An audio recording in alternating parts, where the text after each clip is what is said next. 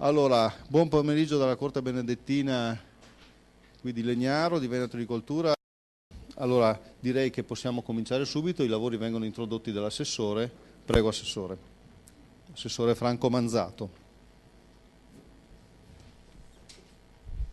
Grazie, buongiorno a tutti, benvenuti intanto a questo inizio di programmazione che ovviamente non sarà breve perché durerà tutto l'anno 2013. Io do lettura anche della relazione che ho fatto perché vorrei che rimanesse anche poi agli atti rispetto ai lavori che faremo in questo periodo. Ringrazio intanto il dottor Blasi del Ministero, tutti i relatori e ovviamente tutti quanti voi della presenza. La crisi economica ha innanzitutto accentuato la fuoriuscita di imprese dal settore agricolo, soprattutto di quelle meno strutturate e competitive. Si tratta di un fenomeno fisiologico in atto nel Veneto ormai da tempo, ma che negli ultimi anni ha subito un'accelerazione. Nel 2012 la contrazione è stata dell'1,9%, il numero di imprese registrate presso le Camere di Commercio del Veneto è sceso a 72.400 unità. Per contro si è registrato un aumento percentuale degli occupati in agricoltura, più 7,5%, dovuto principalmente al fatto che altri settori produttivi dell'economia veneta hanno subito gli effetti della crisi in modo più pesante rispetto al settore primario. Il calo dei consumi finali delle famiglie, stimati nel 2012 in meno 4,3% a livello nazionale, ha influito, sia pure in misura minore, anche sulla spesa per gli alimenti, i cui volumi di vendita sono risultati in calo, ortofrutta per esempio 1,8%, vini meno 3,2%, carne meno 1,1%. La contrazione della domanda interna ha tuttavia spinto le aziende agroalimentari a potenziare le proprie vendite all'estero, determinando un aumento delle esportazioni venete del 7,9% su base annua. A tale risultato ha certamente contribuito il vino veneto che nel 2012 ha incrementato il valore delle esportazioni dell'8,4%, raggiungendo un fatturato record di quasi 1,5 miliardi di euro. Questo secondo me è un valore importante. I prezzi dei prodotti agricoli, in particolare delle commodities, hanno registrato negli ultimi anni delle oscillazioni notevoli. A titolo di esempio, dal 2009 al 2012 le quotazioni del mais hanno subito delle variazioni in più e in meno da un minimo di 120 a un massimo di 280 euro ad ettaro, a tonnellata. Questa elevata volatilità dei prezzi determinata da dinamiche globali che si riflettono sui maggiori mercati internazionali e che sfuggono al controllo delle nostre aziende è diventato un significativo elemento di incertezza che contribuisce ad aumentare il rischio di impresa. In costante crescita i prezzi dei mezzi di produzione, questo è un problema che ormai è cronico. Per le coltivazioni si stima un incremento medio del 2% su base annua, con punte del 4,1% per i concimi, del 7,9% per i prodotti energetici, mentre per la zootecnia l'aumento dei costi è del 4,9% dovuto all'incremento del prezzo degli animali d'allevamento 6,6% e dei mangimi 5,1%. È evidente che i prezzi dei mezzi di produzione aumentano in misura, che se i prezzi dei mezzi di produzione aumentano in misura più che proporzionale all'incremento del prezzo dei prodotti agricoli, si crea un serio problema di redditività per le imprese. Basti considerare che dal 2005 al 2012 il reddito degli agricoltori italiani è sceso del 6%, mentre quello mediamente stimato per l'agricoltore europeo è salito del 30%. Quindi ovviamente abbiamo un lavoro non facile da fare anche per fare una lobby, una politica importante a livello comunitario. Va inoltre osservato che la crisi di redditività associata ai noti problemi di accesso al credito crea per le imprese una diffusa difficoltà a realizzare programmi di investimento. Le preoccupazioni del Veneto per la riforma. La proposta della Commissione sulla riforma del regime dei pagamenti diretti prefigura sostanzialmente una ridistribuzione di risorse tra aziende e tra territori, nonché un contributo definito esclusivamente sulla base delle superfici e non degli ordinamenti produttivi. Il rischio concreto che si accompagna a questa riforma è l'arretramento in termini di competitività delle aziende più produttive e la conservazione, anzi l'incremento di rendite fondiarie in quelle meno produttive, con sinergicamente grave danno alla competitività dell'intero sistema agroalimentare. Nella proposta della Commissione inoltre viene imposto che al più tardi nel 2019 in tutto il territorio regionale o nazionale il pagamento ad ettaro sia sostanzialmente uguale, equiparando di fatto in questo modo aziende tra loro differenti il cui livello di capitale investito e di lavoro apportato è molto diverso. La tempistica di riavvicinamento, convergenza del valore dei titoli a un valore unico è troppo breve e potrebbe causare in molte aziende difficoltà di adattamento alle nuove condizioni economiche e questo processo poi determina una valanga di problemi. Sarebbe auspicabile prevedere a regime, cioè dopo il 2019, il mantenimento di una differenza tra i valori dei titoli, dando modo comunque di distribuire e contemporaneamente di non gravare eccessivamente su quelle aziende che vedranno ridursi i valori dei titoli. Questo potrebbe essere ottenuto destinando non più del 10% della percentuale del plafond nazionale e regionale al premio base, come del resto ha anche proposto il Parlamento, posticipando al 2025 il momento in cui il pagamento ad ettaro all'interno di una regione o di una nazione sarà uguale per tutte le aziende. Secondo grande problema, preoccupazione, è sul greening. Una delle novità di questa proposta della Commissione si nutrono di molti dubbi. Uno, per l'efficacia degli strumenti impiegati per il raggiungimento dell'obiettivo del miglioramento dell'ambiente, per la giusta compensazione all'azienda agricola, per l'attribuzione solo ai prati permanenti quella qualifica di greening e non a oliveti, vigneti, frutteti. È una scelta discutibile sul piano ambientale e penalizzante per le regioni del nord e questo secondo noi potrebbe essere un ulteriore problema da affrontare non solamente attraverso una politica regionale ma anche di un coordinamento anche del nord Italia. La riformulazione del greening proposta dal Parlamento sembra essere più attenta alla variegata realtà agricola ambientale in cui è calata la riforma, ma anche non sufficientemente parametrata sul beneficio apportato e sul costo complessivo derivanti dall'impegno. Infine, terzo elemento, valutiamo che la percentuale del plafond nazionale accordata al sostegno accoppiato sia troppo bassa e debba essere aumentata oltre la percentuale del 10% attualmente proposta. Aumentare, ad esempio, raddoppiando questa percentuale, quindi portarla al 20%, potrebbe realmente salvaguardare alcune importanti produzioni che altrimenti, con quanto proposto dalla Commissione ma anche dal Parlamento, non potrebbero ricevere adeguato sostegno, come nel caso del tabacco, che propongo di inserire tra l'altro su quelle coltivazioni sovvenzionabili con premio accoppiato. Come Regione siamo quindi impegnati a livello nazionale a sostenere queste posizioni: maggiore gradualità, riconsiderazione del greening e della sua applicazione, aumento plafond pagamento accoppiato. Politiche regionali di sviluppo rurale in funzione prospettica. Fondamentale importanza del PSR per la nostra agricoltura e per i territori rurali. La dottoressa Ricciardulli, che penso sia presente, eccola, valutatore dell'attuale programmazione, ci illustrerà principali risultati finora raggiunti nell'attuale programmazione, risultati che danno conto che le risorse sono state spese bene, spero, ma penso proprio di sì, mi pare che siamo sul 95%, e abbiamo finanziato tantissimi progetti, ma soprattutto che le risorse sono state spese bene, e questo secondo noi è uno dei parametri che dovremo perseguire, cioè che abbiamo più giovani, più imprese agricole e agroindustriali che hanno aumentato il reddito, abbiamo migliorato la qualità ambientale, abbiamo diversificato il reddito e migliorato i territori rurali, dando loro più servizi. Pensiamo ai 20 milioni di euro che stiamo investendo sulla banda larga e gli investimenti dei GAL sulla qualità e sull'attrattività dei nostri paesi. A questo riguardo, tra l'altro, sapendo che si è operato bene, per questi ultimi bandi a favore dei giovani agricoltori, imprese agricole e agroindustriali, stiamo valutando la possibilità di finanziare tutte le domande ammissibili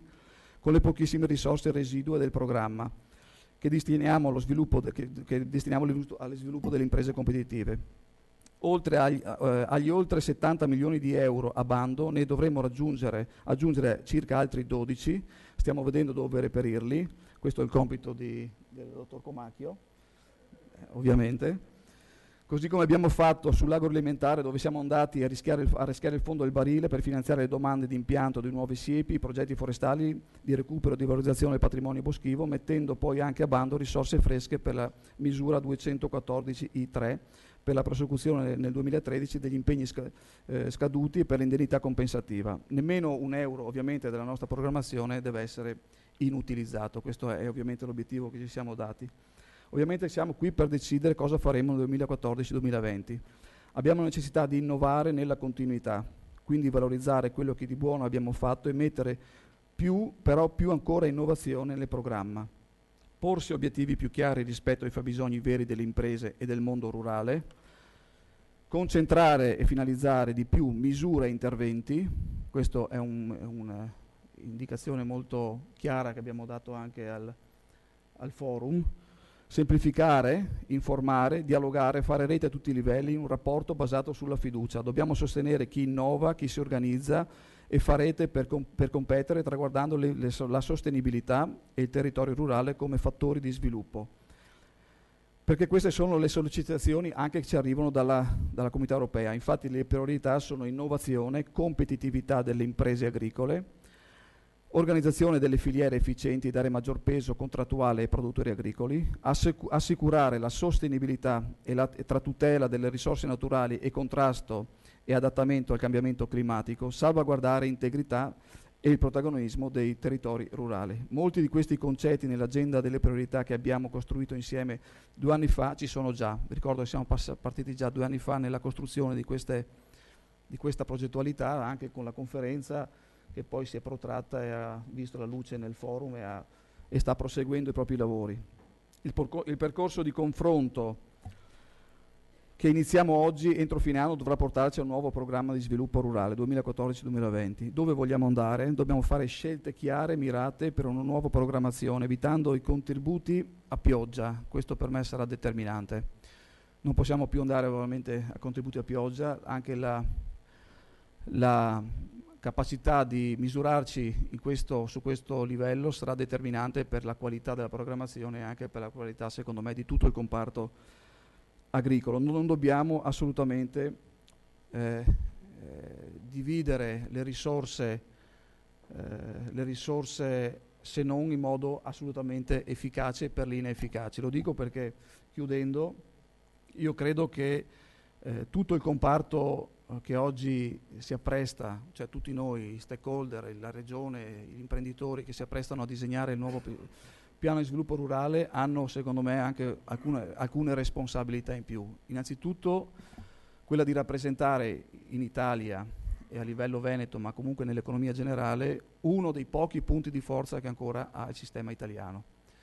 E quindi dobbiamo avere la capacità di programmare e dare degli indirizzi strutturali che siano in grado di tenere saldo il comparto anche nei prossimi anni. Lo dico perché io ho il forte dubbio che dopo il 2020 la Comunità Europea insisterà moltissimo nel finanziare il comparto agricolo, così come si spera possa fare anche questa volta.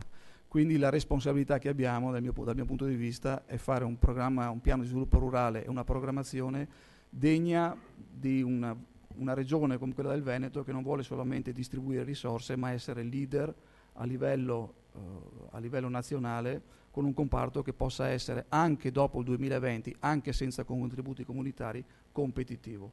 Io vi faccio veramente un in bocca al lupo a tutti noi, io compreso, perché è un lavoro difficile, si inserisce in tutta una serie di riforme anche degli enti strumentali che stiamo facendo a livello regionale, e spero che entro il 2013 tutto possa essere conchiuso per poter essere poi pronti con una nuova programmazione, ma competitivi come sistema e come mondo delle imprese. Grazie, in bocca al lupo. Bene. Un auspicio questo dell'assessore che immagino sia da tutti quanti accolto e sostenuto.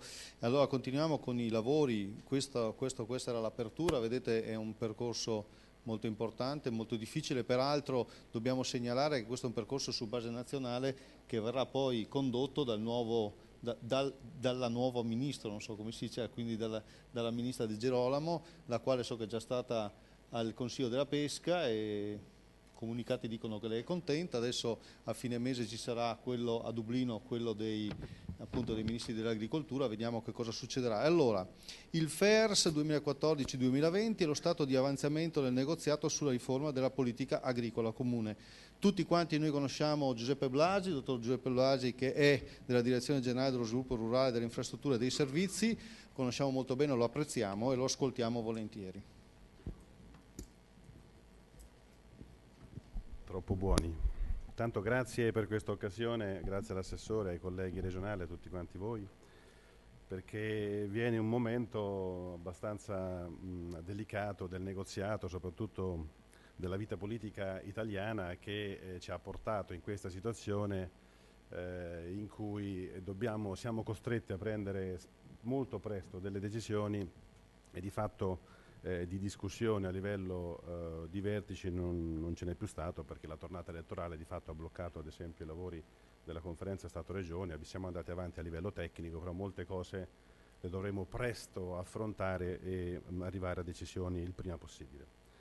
Cercando di andare per ordine e fare un po' il punto della situazione, rimanendo nei tempi che mi sono stati dati, io inizierei dall'accordo sulle prospettive finanziarie di del febbraio scorso, che è di fatto, anche se non è stato ratificato a livello di Parlamento, perché sapete che il Parlamento ha criticato la riduzione di budget a cui si sono sottoposti i capi di Stato e di Governo, ma quella era la situazione, quella era il contesto, quella è la decisione che è stata assunta.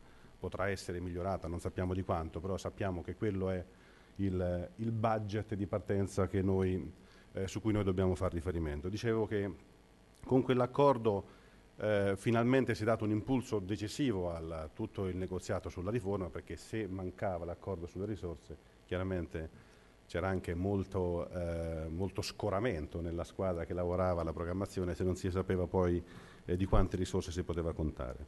Ebbene, da quell'accordo è stato pubblicizzato più volte. Noi come agricoltura abbiamo detto che ne siamo usciti bene, anche se in termini quantitativi, anche se abbiamo subito un processo di ridistribuzione abbastanza importante, perché a fronte di una dotazione che parte dalla media della fase di programmazione 2007-2013, primo pilastro, che portava ad una dotazione dei 7 anni di 28 miliardi di euro, abbiamo subito un taglio di 1 miliardo di fatto, in valori nominali, cioè in soldi correnti.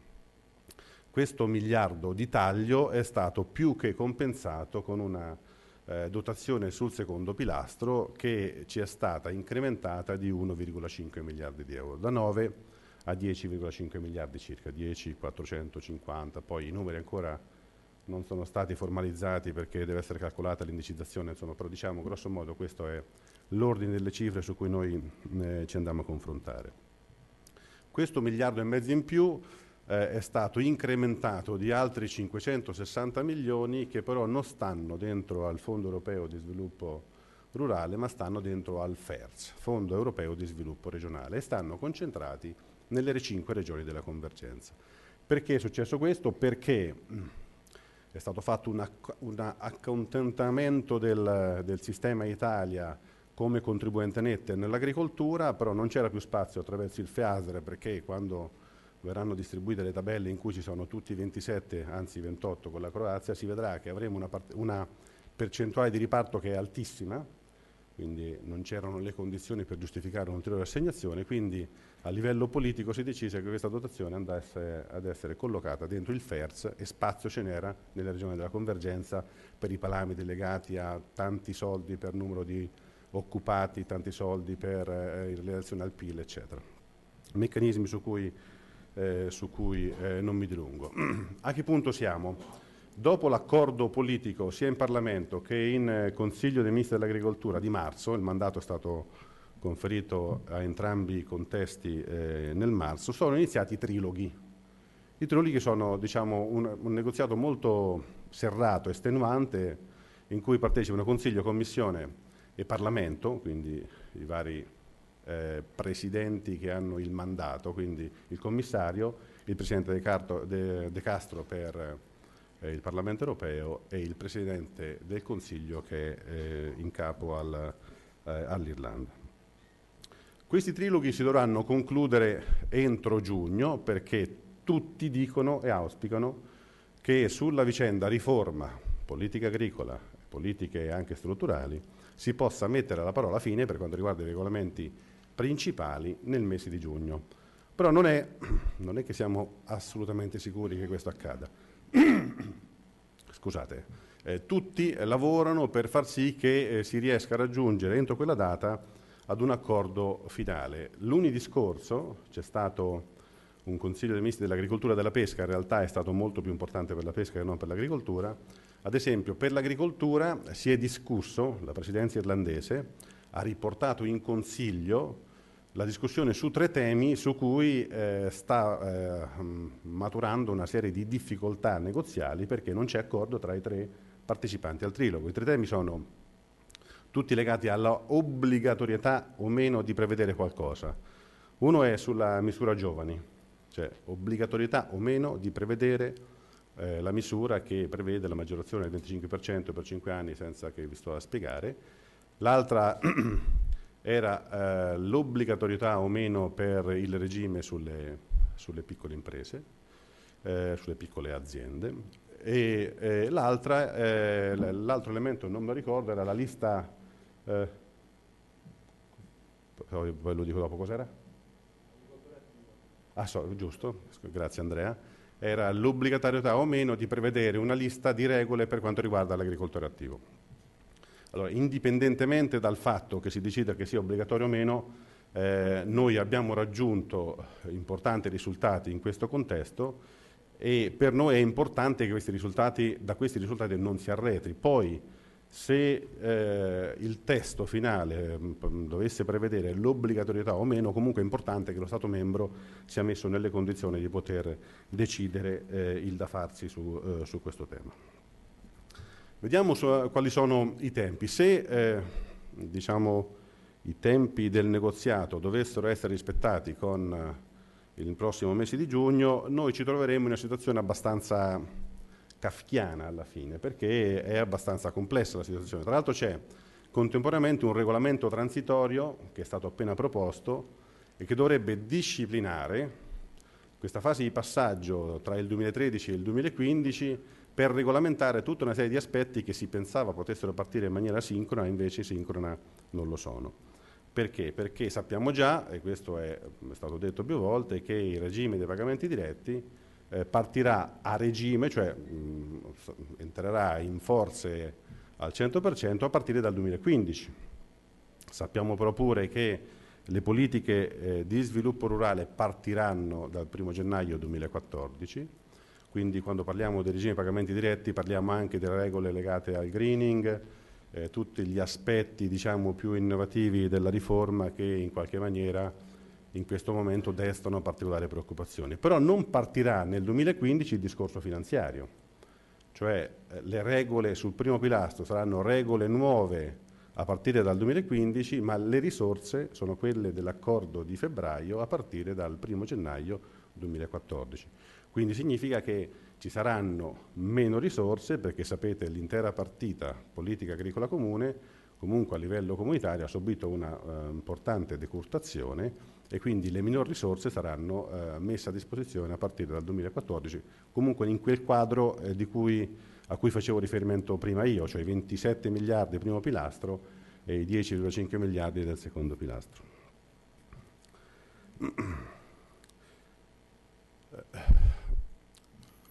Se questi sono i tempi,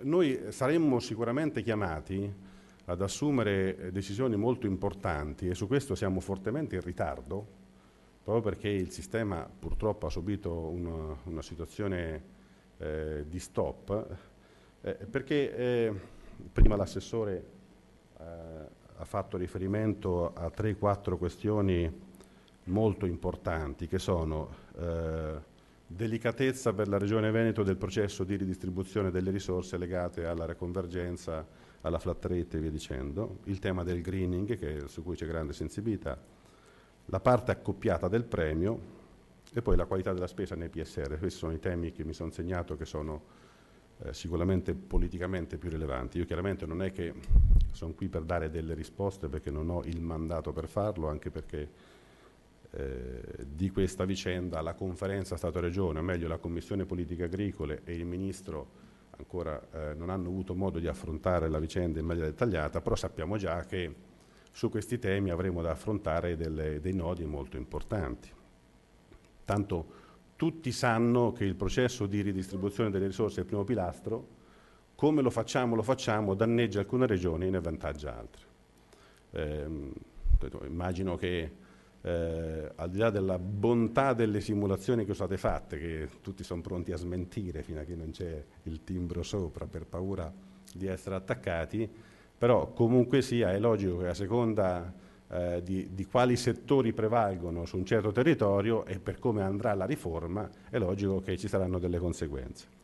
Tra l'altro sono conseguenze ancora che non possiamo nemmeno prevedere, perché nel trilogo, per quanto riguarda la componente flat rate pagamento diretto, c'è una variabilità che è altissima. Partiamo da una componente flat rate del 10% del montante al 40% del montante, a seconda se prevarrà nel trilogo la posizione del Parlamento e del Consiglio o quella della Commissione. Chiaramente la Commissione è quella che tende a mantenere maggiore rigidità sul discorso del livellamento dei premi per ettaro, sul discorso della solidità ambientale del greening, mentre Consiglio e Parlamento hanno posizioni per diverse, diciamo, sfaccettature comunque che tendono a rendere politicamente più digeribile tutta la parte più innovativa della riforma della politica agricola comune, chiaramente senza andare a smontarne i principi, perché non è questa la volontà.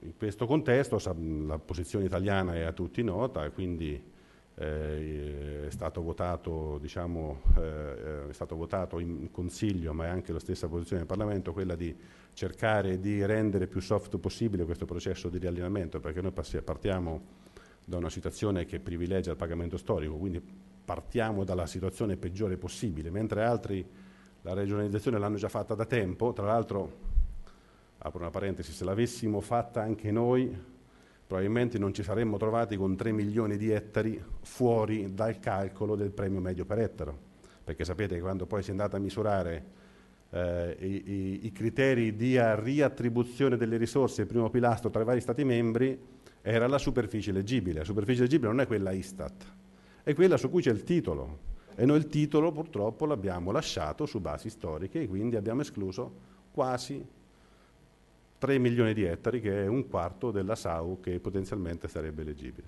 Questo però è un tema, cioè una decisione che andava presa a suo tempo e probabilmente non si sapeva nemmeno che queste potevano essere le conseguenze.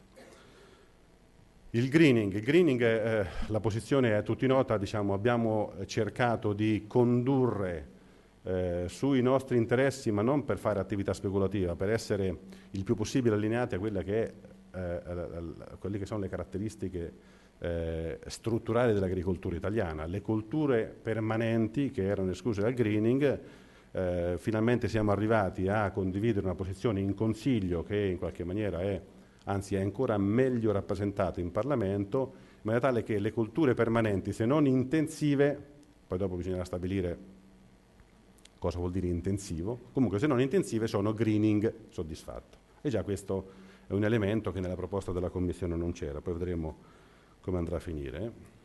Sulla vicenda accoppiato, la Commissione ha una posizione che è granitica, perché dice: se voi Stati membri, Parlamento, volete in qualche maniera garantire un passaggio alla flat rate il più soft possibile, cioè questo processo di riallineamento e di ridistribuzione rispetto ad una politica che è quella che voglio fare io, non mi puoi tenere anche un accoppiamento alto, perché altrimenti la riforma è smontata.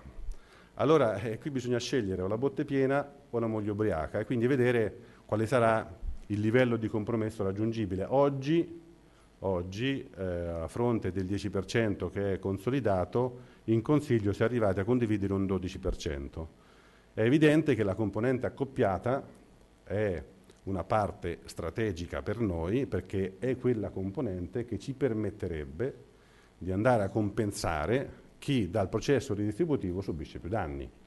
E poi senza far riferimento a tutti gli aspetti settoriali di alcune filiere, tra l'altro alcune strategiche il Veneto. Non faccio riferimento solo al tabacco che è stato citato dall'assessore, ma pensiamo alla zootecnia e a quant'altro. Quindi la componente accoppiata anche per noi è una componente che deve avere il suo peso.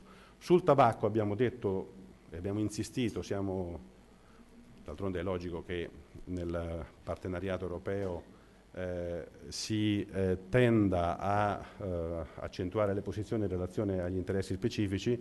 Italia, Spagna, Grecia, Bulgaria, chi ha ancora tabacco tende a far sì che la cultura tabacco rimanga nella lista positiva delle culture che possono beneficiare del premio accoppiato.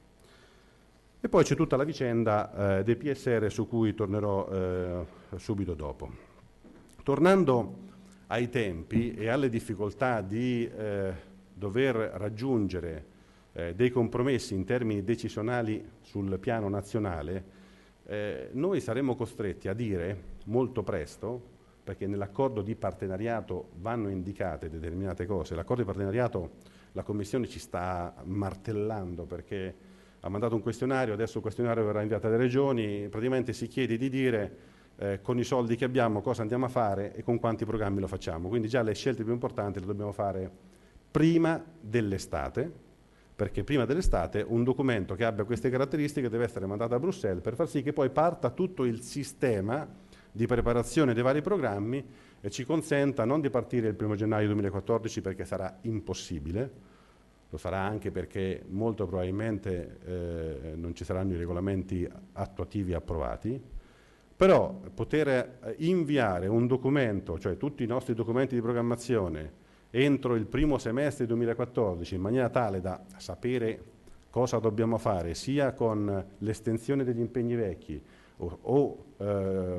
e sia con le misure che possono essere comunque rese eleggibili una volta che il programma è presentato, almeno abbiamo un quadro della situazione abbastanza definito. Per poter far questo noi entro l'estate 2013 dobbiamo decidere nell'ambito dell'accordo di partenariato cosa dobbiamo fare. Vediamo, vado velocemente a chiudere anche perché il tempo che mi è stato dato me lo stavo consumando tutto. Vediamo quali possono essere le priorità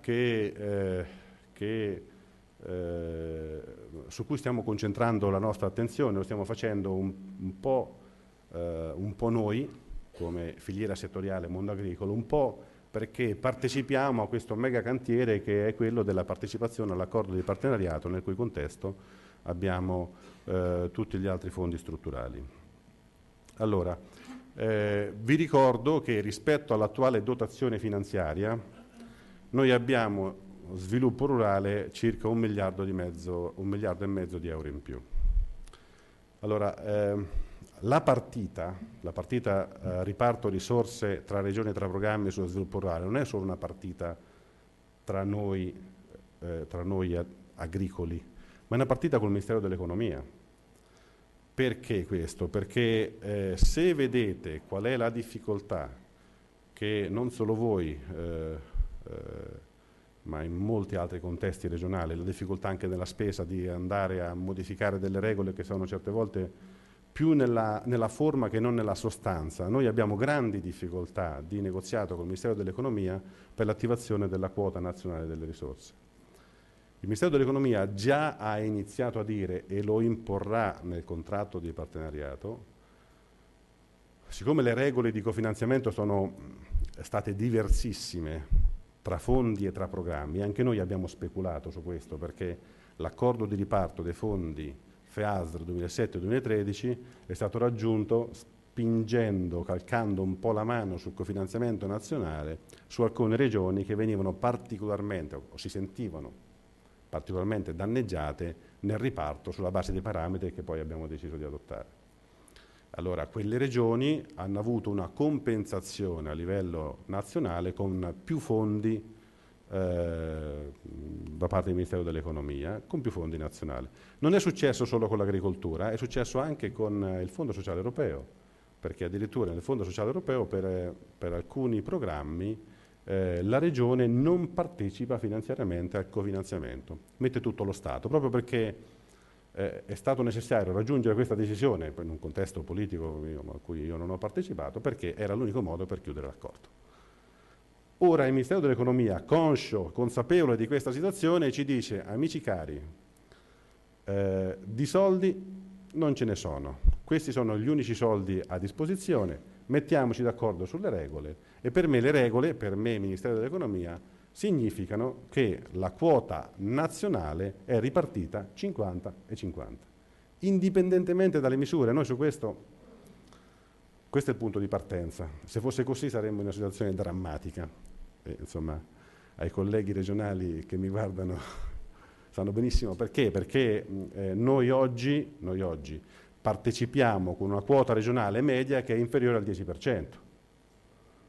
Perché sulle misure ambientali, attribuendogli un valore particolare, l'abbiamo sempre cofinanziata al 100%, perché insomma nella fase di negoziato comunque siamo riusciti a chiudere questo pacchetto, perché poi l'agricoltura ha questi di risorse, altre non ce ne sono, e quindi abbiamo cercato di lavorare in questo contesto. Questa volta però sarà molto più difficile raggiungere un accordo da questo punto di vista, sarà per tutti uguali, è evidente che poi è un problema di bilancio regionale, evidentemente ci sarà una compensazione da qualche altra parte, perché non è che attivare le stesse risorse comunitarie comporta il triplo della spesa rispetto al periodo precedente. Ci sarà qualche forma, questi sono contesti da conferenza Stato-Regioni, quindi governo e regioni si accorderanno su questa partita. Però il punto di partenza, quando è stato ventilato, ci ha messo un po' in fibrillazione, anche perché ci rende molto più rigido il sistema delle compensazioni, su cui abbiamo certamente giostrato con una certa facilità. Vediamo invece molto velocemente, vado a chiudere, le priorità di intervento su cui noi stiamo cercando di concentrare la nostra attenzione a livello nazionale. Ad esempio, le novità più importanti che possono essere attribuite alla riforma dello sviluppo rurale sono la mitica gestione delle crisi, che è una misura che tutti non volevano nel secondo pilastro, poi ci è andata a finire per forza, non sto qui a ricordarlo perché. È una misura particolarmente importante, perché noi significa dare continuità e consistenza ad una serie di interventi che devono crescere in termini di capacità di soddisfare fabbisogni aziendali importanti. Tra l'altro il Veneto è uno dei maggiori beneficiari netti, basta pensare alla grandine nel NOCM Vino, che rimarrà finanziata nel NOCM Vino, ma non c'è solo quello. E su questo, prima del rinnovo della compagine governativa e conferenza Stato-Regioni, c'era un semi-accordo politico per fare un programma nazionale. Noi stiamo lavorando in questo senso, però la decisione non è stata ratificata ancora, quindi ve lo dico, c'è un cantiere aperto, ma la decisione politica ancora non c'è. Noi stiamo lavorando per fare un programma nazionale, poi vedremo quello che succederà. È un programma che costa 800 milioni di euro, FEASR, 7 anni. È abbastanza facile da fare i conti, eccetera. Poi abbiamo la grande innovazione della ricerca. Innovazione tecnologica e trasferimento, non è ricerca pura, è possibilità di fare cose interessanti con il PSR da accoppiare agli strumenti classici della ricerca. È una possibilità che stiamo cercando di spiegare, è particolarmente consistente nelle regioni della convergenza, perché avranno un programma ricerca ad hoc, per il solito discorso che nelle regioni della convergenza sono concentrate più risorse. Ma la ricerca, lo dico anche ai nostri istituti, cioè basta attrezzarsi, cioè la ricerca non è che si fa solo in un posto, si può fare anche dove ci sono i soldi. Adesso non voglio essere particolarmente speculativo, però il coordinamento si può fare ovunque e le attività sperimentali si possono fare anche da un'altra parte. Se gli unici soldi su cui noi dobbiamo essere abituati a ragionare sono quelli, è inutile che andiamo a fare la fila al Ministero dell'Economia con delle letterine che servono ad accontentare solo qualcuno che ce lo chiede. Non ce lo daranno questo, non ci sono. Bisogna attrezzarci. Il PSR è uno strumento che ha oggi realtà e strumenti realmente da porre in sinergia con altre attività di ricerca pura, sia sui bandi comunitari e sia sui programmi che possono essere attuati con fondi comunitari ma a livello nazionale. Sulla ricerca chiaramente non sto parlando di un programma nazionale, sto parlando di azioni innovative che dobbiamo sfruttarle al meglio. Poi c'è il grande tema della montagna e delle aree interne. È una domanda politica, non in termini della politica elettorale, una politica che il partenariato economico e sociale ci chiede da tanto tempo e su cui a livello di Ministero della Coesione territoriale si sta lavorando in maniera consistente. Il ministro Barca, fino a che c'è stato, ha spinto fortemente sul discorso del programma Aree Interne e su cui noi vorremmo dare un segnale di attenzione attraverso o sottoprogrammi tematici nell'ambito del PSR o comunque modalità privilegiate di poter intervenire per appaiare le misure del PSR con quelle degli altri fondi. Un altro tema che per noi è rilevantissimo, e qui sono io diciamo ma in diversi a cercare di trovare, di destare attenzione su questo, è il tema dell'acqua. Il tema dell'acqua, da quello che noi vediamo in base alle richieste che ci vengono sempre più spesso presentate da poter essere inserite nella prosecuzione del piano irriguo nazionale, che andremo a finanziare con le revoche di coloro che non staranno dentro la regola dei 18 mesi, e lo faremo, però non credo di poter recuperare chissà tanto, sono sempre più investimenti proposti da soggetti, consorzi, associazioni, eccetera, eccetera, che tendono a porre il freno al problema dei cambiamenti climatici e al mantenimento di un'attività economica su aree su cui non si irrigava e adesso non si può fare più attività competitiva se non si porta l'acqua secondo metodi i più moderni possibili. Quindi è un problema che ce lo dobbiamo porre. Poi, se lo facciamo nei programmi regionali o lo facciamo con un programma nazionale, questo non è, diciamo, a parte che è un tema da decidere politicamente, però è un aspetto che sicuramente merita la massima attenzione, perché, ripeto, questo è il nostro punto di vista ed è anche la sensibilità che raccogliamo, visto che fino ad oggi il piano irriguo è stato gestito a livello nazionale, quindi gli interlocutori continuano, sempre per il tramite della Regione, ma continuano comunque a sollecitare attenzione verso questi temi, e siccome sono aspetti della politica della gestione dell'acqua che sono più per la competitività dell'azienda agricola che non per la gestione dell'acqua in senso lato, su cui deve intervenire magari un'altra tipologia di fondo, per noi è molto importante attribuire la massima attenzione.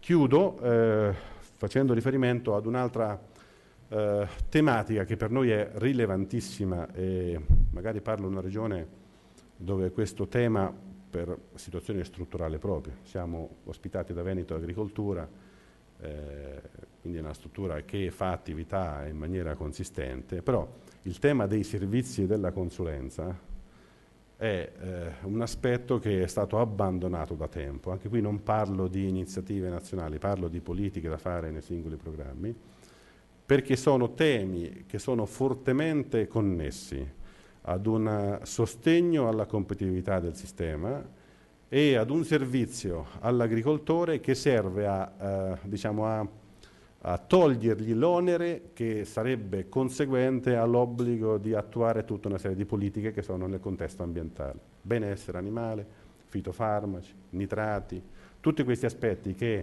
per quanto concerne il punto di vista dell'azienda agricola si traducono in adempimenti, in oneri, in questioni che comportano comunque dei costi, possono essere tranquillamente gestiti se il sistema si organizza erogando servizi. Il sistema non deve essere il pubblico, il sistema vuol dire mettere a disposizione la possibilità che qualcuno quel servizio lo possa erogare. Oggi la consulenza in Italia non esiste se non in pochissime realtà regionali, perché nel momento in cui dovevamo decidere come organizzarci abbiamo litigato sul fatto che si potesse riconoscere un soggetto in una regione e potesse operare in un altro. È stata una roba, diciamo, che grida vendetta, e siccome, ripeto, è un elemento per poterci smarcare facilmente da tutta una serie di oneri che altrimenti sarebbero in capo alla singola azienda, è un settore su cui dobbiamo prestare la massima attenzione. Io chiuderei qui, vi ringrazio ancora dell'attenzione, rimango a disposizione per altri contributi e poi anche per altre occasioni come questa. Grazie. Allora, continuiamo, e ha detto anche delle cose interessanti che penso poi nella discussione sarebbe importante anche approfondire, anche le ultime. in particolare. Allora, adesso il commissario allo sviluppo rurale della Regione Veneto, Andrea Comacchio, che approfondisce i percorsi di programmazione della Regione del Veneto dall'agenda delle priorità strategiche regionali per il sistema agricolo e rurale ai luoghi di confronto con il partenariato, la programmazione regionale unitaria. Un bel nome, un bel acronimo, PRU. Allora ascoltiamo. Bene, auspicando che non vi siete addormentati mentre leggevate il titolo, data la lunghezza, il senso è che il mio intervento è rivolto a contestualizzare e a darvi un inquadramento generale del percorso e dei temi che dovremmo affrontare assieme nei prossimi 6-7 mesi. Giusto perché il clima è quello del pessimismo cosmico, vorrei aggiungere rispetto a quello che diceva il dottor Blasi che qualsiasi sia il tipo di simulazione che si fa, noi paghiamo sul primo pilastro a prescindere, perché siamo la regione che ha il valore unitario dei titoli più elevato. Il problema è che se vengono confermati i parametri di riparto del famoso accordo di Torino dell'altra volta sul secondo pilastro, noi siamo fortemente penalizzati anche sul secondo pilastro. Ecco, questa è diciamo, la preoccupazione più grave che abbiamo come Regione del Veneto rispetto alla riforma, che almeno ci possa essere una parziale compensazione tra il totale delle risorse che affluiscono in Veneto dai due fondi. Andando a cominciare con questo schema, non sto qui ovviamente a ricordarvi le decisioni, le scelte della politica comunitaria, strategia Europa 2020, crescita intelligente, sostenibile, inclusiva. Ve ne parlerà casomai più approfonditamente il dottor Varotto successivamente. Quello che mi interessa farvi capire con questa diapositiva, e ve ne ha accennato molto bene il dottor Blasi prima, è che quello di oggi è l'avvio del tavolo di partenariato del FEASR, ma facciamo parte, diciamo, di un gioco molto più grande, di un percorso molto più articolato e complesso che riguarda l'insieme dei fondi comunitari che stanno sul quadro comunitario di sostegno. Ve li ricordo, sono il Fondo Europeo per le attività marittime e per la pesca, il Fondo Sociale, il Fondo di Sviluppo Regionale, il FEASR e il Fondo di Coesione. A noi come Regione interessano solo il Fondo Sociale, il Fondo di Sviluppo Regionale e il FEASR, perché il position paper conferma per questi una programmazione regionalizzata. I regolamenti, il quadro strategico comunitario e il position paper sono i temi di riferimento per la definizione dell'accordo di partenariato che va a stabilire gli impegni reciproci tra l'Unione Europea e gli Stati membri in tema di coordinamento delle politiche di integrazione dei fondi del quadro strategico. A valle dell'accordo di partenariato ci saranno i singoli programmi operativi regionali, tra cui il nostro programma di sviluppo rurale. Vedremo come lo chiameremo un po' più avanti. E siccome all'accordo di partenariato è richiesto di vedere l'intervento dei fondi secondo una logica unitaria e sinergica anche a livello regionale, questa è una delle cose che dobbiamo tenere presente e a cui dobbiamo dare seguito, ed è per questo che è stata attivata la cosiddetta programmazione regionale unitaria che vediamo tra un po'. Dicevamo, position paper è un documento personalizzato per Stato membro nel quale di fatto la Commissione europea ha enunciato i suoi desiderata rispetto a quelle che devono essere le politiche dei fondi strutturali. Ne abbiamo avuto conferma nell'incontro con la Commissione del 22-24 aprile, laddove rispetto alla prima proposta di accordo di partenariato è stato chiesto di rendere conto del perché degli scostamenti rispetto diciamo, agli obiettivi e agli indicatori previsti dal paper. L'accordo di partenariato è lo strumento di programmazione partecipativo che riassume, diciamo, le linee strategiche della programmazione da parte dello Stato membro per tutti i fondi. L'Italia, dicevamo, e ne ha accennato anche il dottor Blasi, ha già predisposto una prima bozza di alcune sezioni dell'accordo di partenariato sulla base di un percorso partecipativo svolto nei mesi di febbraio e marzo, che ha visto una larga partecipazione di diversi soggetti, tra cui tutte le regioni.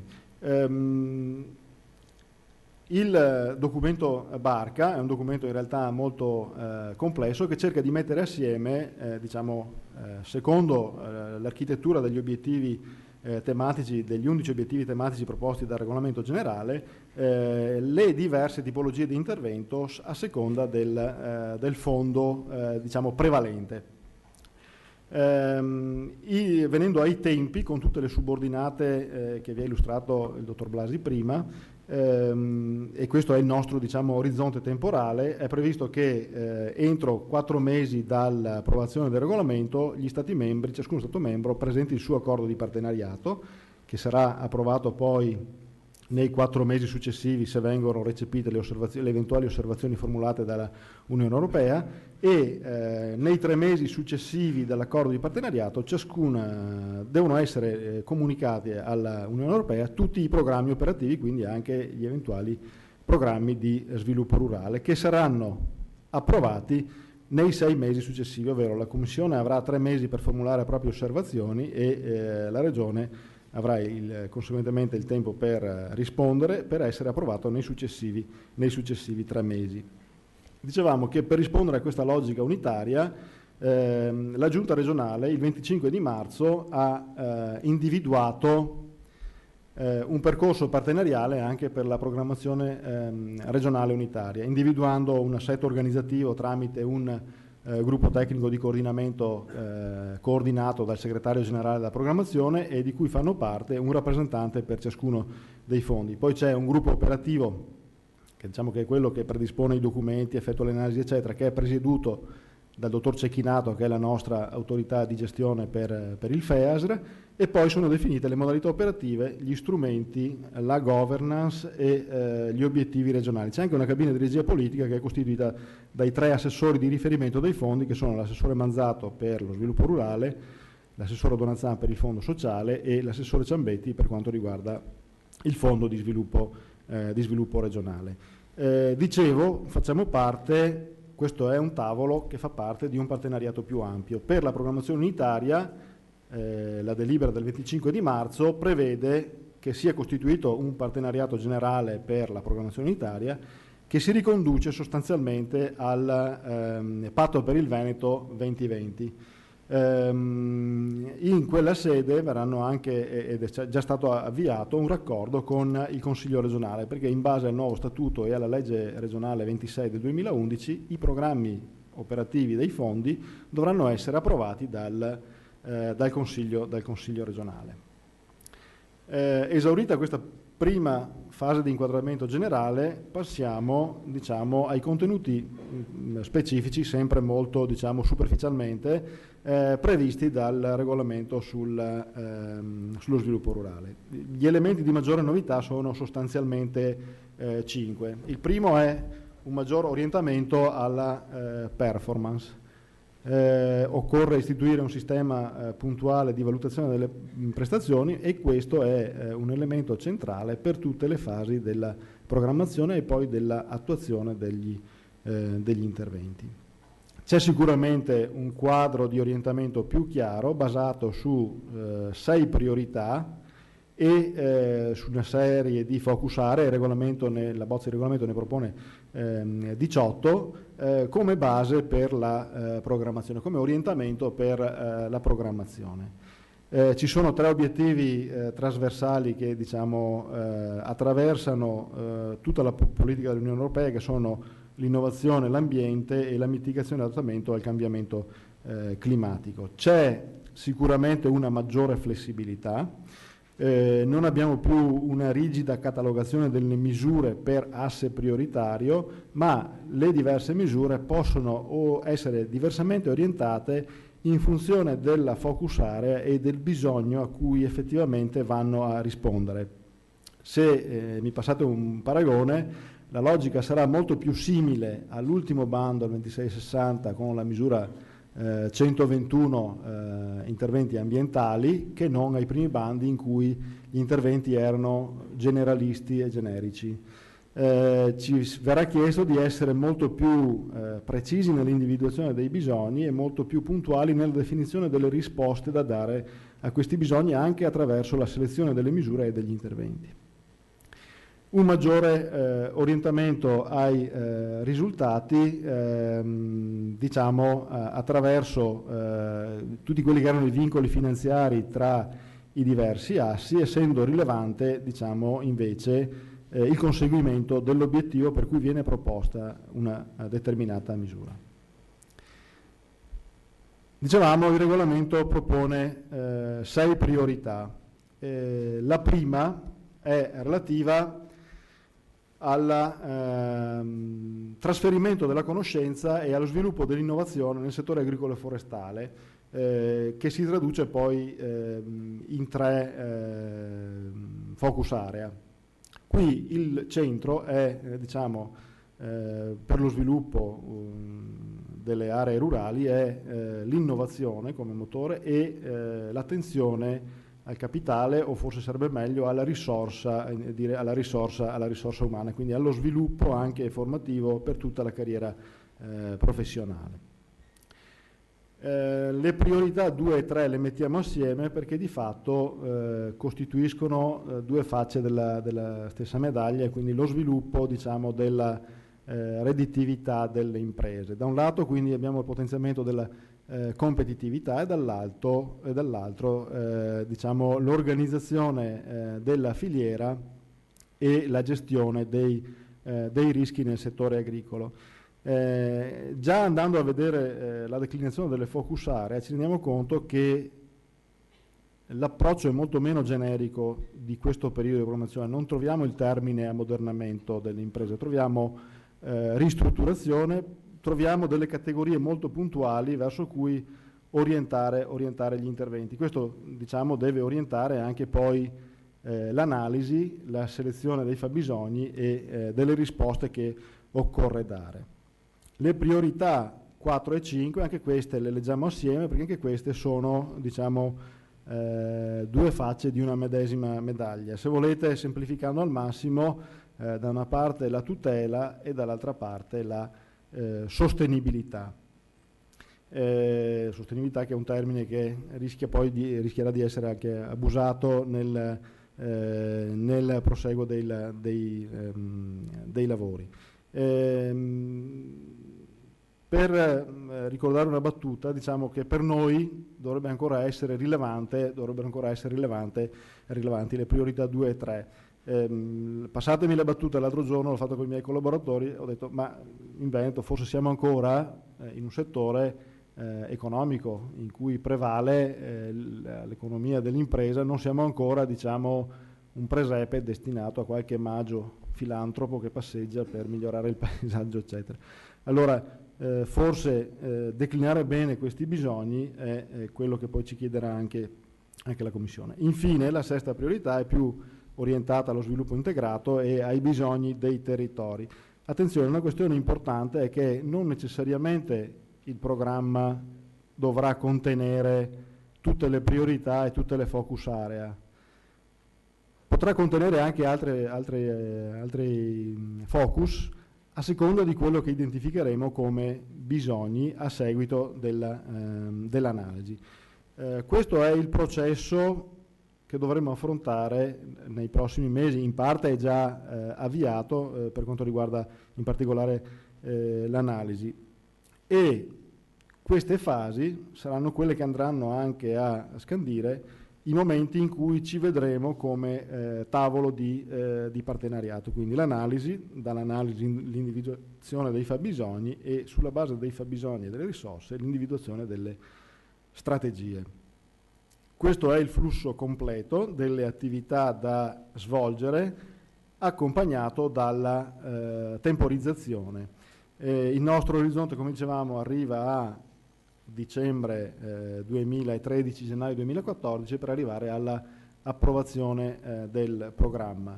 L'analisi di contesto è in fase di svolgimento, poi relativamente alla metodologia ve ne parlerà il dottor Povellato. La valutazione è anche in itinere e ve ne parlerà la dottoressa Ricciardulli. Per il monitoraggio ci sono anche i colleghi che stanno procedendo. La fase di informazione e comunicazione è già stata attivata. Oggi, l'incontro partenariale di oggi è più che altro un incontro informativo, non ci attendiamo che oggi ci sia chissà cosa da parte vostra, è solo rendervi conto del momento e delle attività che sono in corso, rispetto a cui sarete poi chiamati a collaborare e a pronunciarvi. Qual è il percorso? E ci avviamo alla conclusione. Il percorso che abbiamo compiuto per arrivare alla definizione del nuovo programma. Allora, siamo partiti a ottobre del 2010 e abbiamo chiuso l'11 febbraio 2012 con la conferenza regionale dell'agricoltura, in cui è stata elaborata l'agenda delle priorità strategiche regionali per il sistema agricolo e rurale.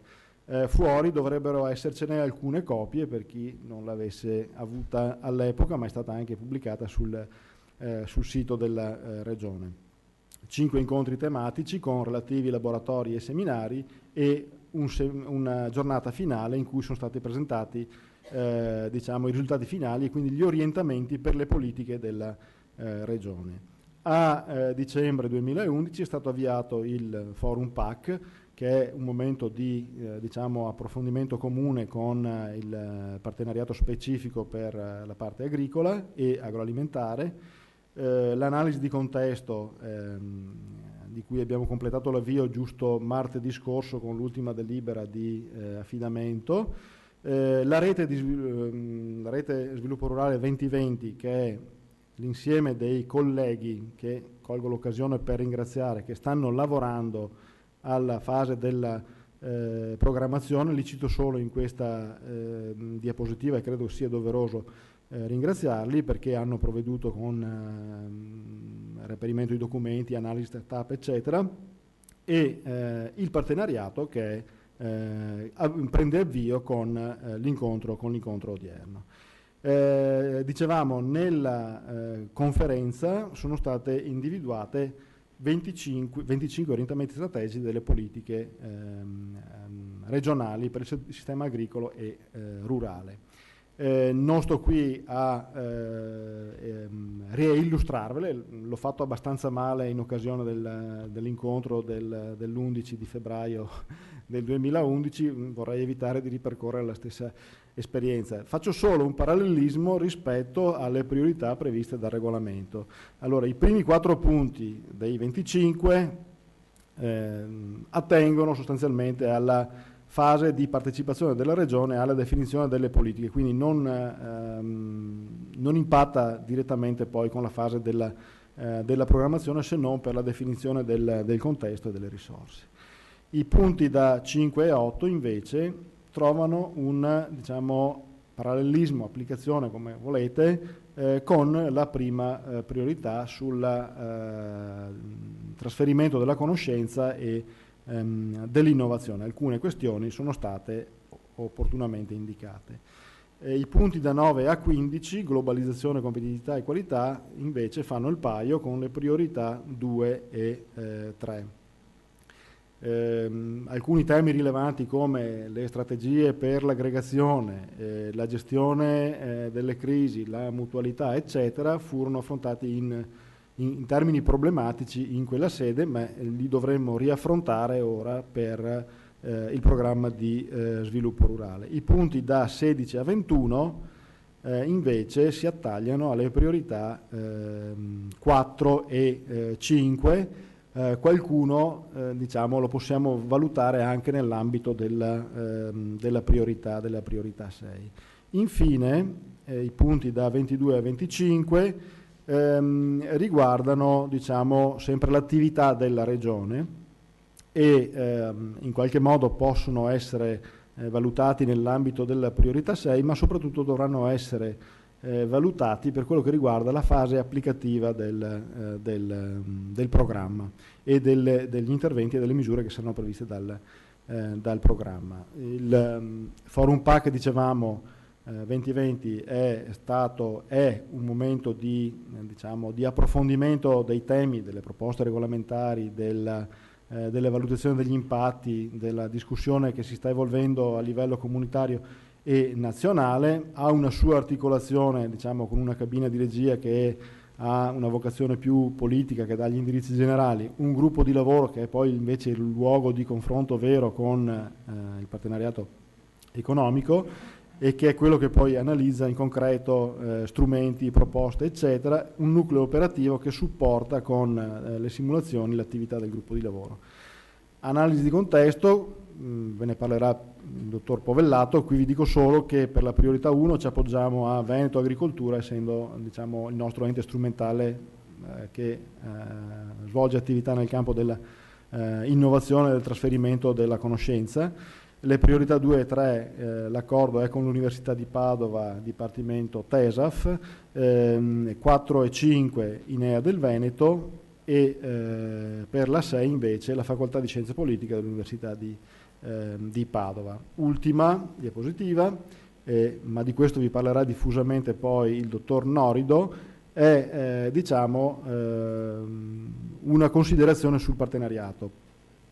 La Commissione europea ha ritenuto di emanare un codice di condotta del partenariato, quindi anche l'attività che svolgiamo è, diciamo, in qualche modo disciplinata a un livello superiore e diciamo, quello di oggi è il primo. Noi abbiamo pensato di trovarci almeno in 4 occasioni, non so se tutti assieme o se divisi in gruppo a seconda del momento. Il primo è oggi per dare avvio e informazione di quello che è stato fatto, di quello che è in corso. Il secondo sarà probabilmente a luglio, fine luglio, per una verifica dell'analisi che è stata condotta. L'altro sarà a settembre per la valutazione dei fabbisogni e poi a ottobre sulla strategia. Quindi da qui in avanti troveremo, diciamo, un percorso abbastanza stringente di confronto. Io avrei terminato e vi ringrazio per l'attenzione. Bene, grazie. Allora grazie anche al dottor Comacchio che ha terminato con la sua relazione la parte dedicata agli interventi e adesso, come vedete, si sta prestando al computer, quindi gli diamo qualche minuto per sistemare la sua relazione, Mauro Varotto, che è di Euris, il quale ci parla di integrazione degli obiettivi strategici dello sviluppo rurale con le priorità ai fondi di Europa 2020, che sono temi molto importanti, visto che stiamo adesso affrontando, ecco, questo percorso, questo cammino.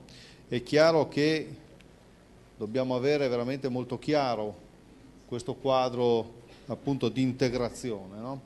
Quindi se Mauro Varotto cortesemente è pronto, ha ben 20 minuti a disposizione, prego. Sì, buonasera a tutti. Io ringrazio la Regione, l'autorità di gestione per l'invito. Io in 20 minuti ho il compito di dirvi qual è il quadro di riferimento politico e programmatico in cui si colloca questa programmazione del FEASR e del Programma di Sviluppo Rurale del Veneto. Capovolgo un po' i termini del dibattito. Invece di chiedersi che cosa potrà fare l'Unione Europea, il FEASR, la Regione per il settore agricolo, diciamo che la linea, il trait d'union di quello che vi dirò è il contrario. Che cosa può fare il settore agricolo veneto per la Regione e per l'Europa? Voglio iniziare con una frase che c'è scritta nella comunicazione con cui la Commissione Europea, il Presidente Barroso, ha presentato la nuova programmazione ancora nel luglio del 2011, in cui ha detto una cosa importante: dobbiamo finirla e rompere con la cultura del diritto acquisito. Dobbiamo finirla di pensare che siccome abbiamo avuto dei soldi in passato, li avremo anche in futuro. Oggi bisogna che ogni domanda che noi facciamo, anche le domande di contributo alle nostre imprese, siano collegate a obiettivi che abbiamo concordato assieme. E gli obiettivi che abbiamo concordato assieme fanno parte di un'agenda che si chiama, come sapete, Europa 2020. Qualche mese dopo questa comunicazione in cui ha detto finiamola con la cultura del diritto acquisito perché non andiamo da nessuna parte, ha presentato la Commissione europea, come sapete, una comunicazione importante in cui ha presentato la strategia alla base dei nuovi regolamenti, quelli che sono in discussione. In questa strategia ha detto chiaramente una cosa: abbiamo consultato il mondo, tutti i parlamenti nazionali, i cittadini, via dicendo, e ci sarebbero 3 opzioni di fronte a noi, 3 opzioni politiche. La prima, manteniamo tutto così com'è, qualche adeguamento, però com'è così nel 2007-2013, ed è la prima delle 3 opzioni. La seconda opzione, cambiamo tutto, colleghiamo di più l'agricoltura al mercato, usciamo gradualmente dal regime di sostegno e facciamo in modo che, come in ogni attività economica, si produce solo lì dove conviene produrre. Ecco. Molti cittadini si chiedono perché l'Unione Europea deve continuare a destinare il 30-35% del bilancio a un settore che non rappresenta il 30-35% del PIL. L'opzione terza, che è stata quella che si è scelta, invece, è un'opzione intermedia e che spiega esattamente, è la base, diciamo, di questa nuova programmazione, di questo primo passo che stiamo facendo. L'opzione si chiama integrazione, cioè diamo una finalità precisa alla PAC, i 2 pilastri, all'agricoltura, al settore agricolo, e facciamo in modo di far capire ai cittadini che l'agricoltura è un comparto importante per lo sviluppo economico di tutti, per la salute di tutti, per l'economia, per l'ambiente e così via. Diamo questo messaggio importante, ecco perché vi dicevo, capovolgiamo il nostro punto di partenza, che è quello di pensare cosa ci sarà per le imprese agricole. Chiediamoci come noi, come le imprese agricole, come il settore agricolo veneto, può effettivamente contribuire ad alcuni obiettivi comuni dell'Europa. Vi faccio vedere l'articolo che stabilisce la missione del FEAS nel periodo di programmazione attuale, 2007-2013. Il FEAS contribuisce alla promozione dello sviluppo rurale. Il nuovo articolo, prendo l'ultima versione su cui si sta facendo il famoso trilogo, l'ultima versione del regolamento su cui c'è l'accordo tra capi di Stato e di Governo, che ora è in discussione, in cui si dice il FEAS contribuisce alla realizzazione della strategia Europa 2020. Questa è la nuova missione del FEAS. Allora, che cosa significa questo? Che impatto può avere sulle nostre misure, sui bandi, su quello che stiamo discutendo e che faremo? Questo ve lo spiego molto rapidamente nei prossimi minuti. Innanzitutto significa chiedersi come l'agricoltura può far fronte alle 3 sfide fondamentali che ha l'Europa. Sono 3 sfide semplicissime che conosciamo tutti. È un continente che non cresce, dove non c'è sviluppo. Avete visto oggi i dati Eurostat, a parte l'Italia che è in recessione, la Francia che c'è entrata. Chi cresce di più, chi sta meglio di tutti è la Germania, 0,1% del PIL. Questo è il dato del nostro continente. Abbiamo un continente in cui spendiamo molto di più di quello che produciamo, siamo abituati bene a un tenore di vita, di servizi e così via, e abbiamo un continente in cui le disuguaglianze stanno aumentando paurosamente e anche le disparità territoriali stanno aumentando paurosamente. Il 40% dei giovani fino ai 25 anni non ha un futuro. Noi ci svegliamo la mattina e andiamo al lavoro e sappiamo qualcosa da fare. Il 40% dei giovani che è in Italia si sveglia la mattina e non sa che cosa fare. E non sa neanche che cosa farà. Queste sono le disuguaglianze, per non parlare delle disuguaglianze territoriali. Allora, la prima domanda che io vorrei porre al partenariato e che dovrebbe trovare, a mio avviso, una risposta nel prossimo programma di sviluppo rurale è questa: che cosa può fare il settore agricolo per la crescita? Che cosa può fare il settore agricolo, il FEAS, per contribuire a riqualificare la spesa pubblica, a orientare i tanti o pochi soldi che avremo verso priorità che consentano di crescere, di creare occupazione, di creare ricchezza.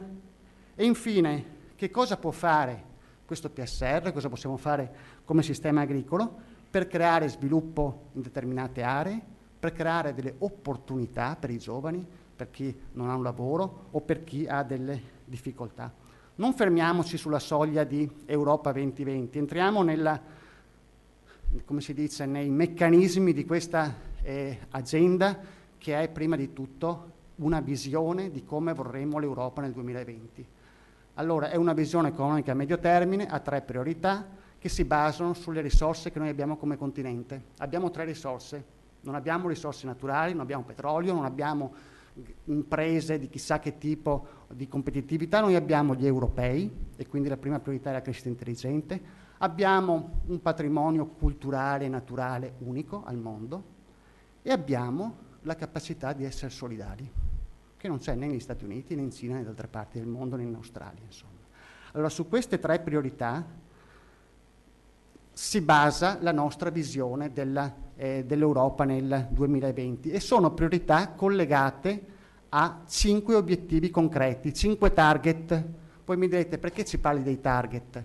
Perché, signori, il piano degli indicatori a cui accennava il dottor Comacchio è un piano di indicatori che dovrà, sommando indicatori per indicatori, ad andare a ottenere questi obiettivi molto concreti. Allora, proviamo a vedere se riusciamo a investire una quota del PIL in ricerca e sviluppo. Voi direte, cos'è la ricerca e sviluppo?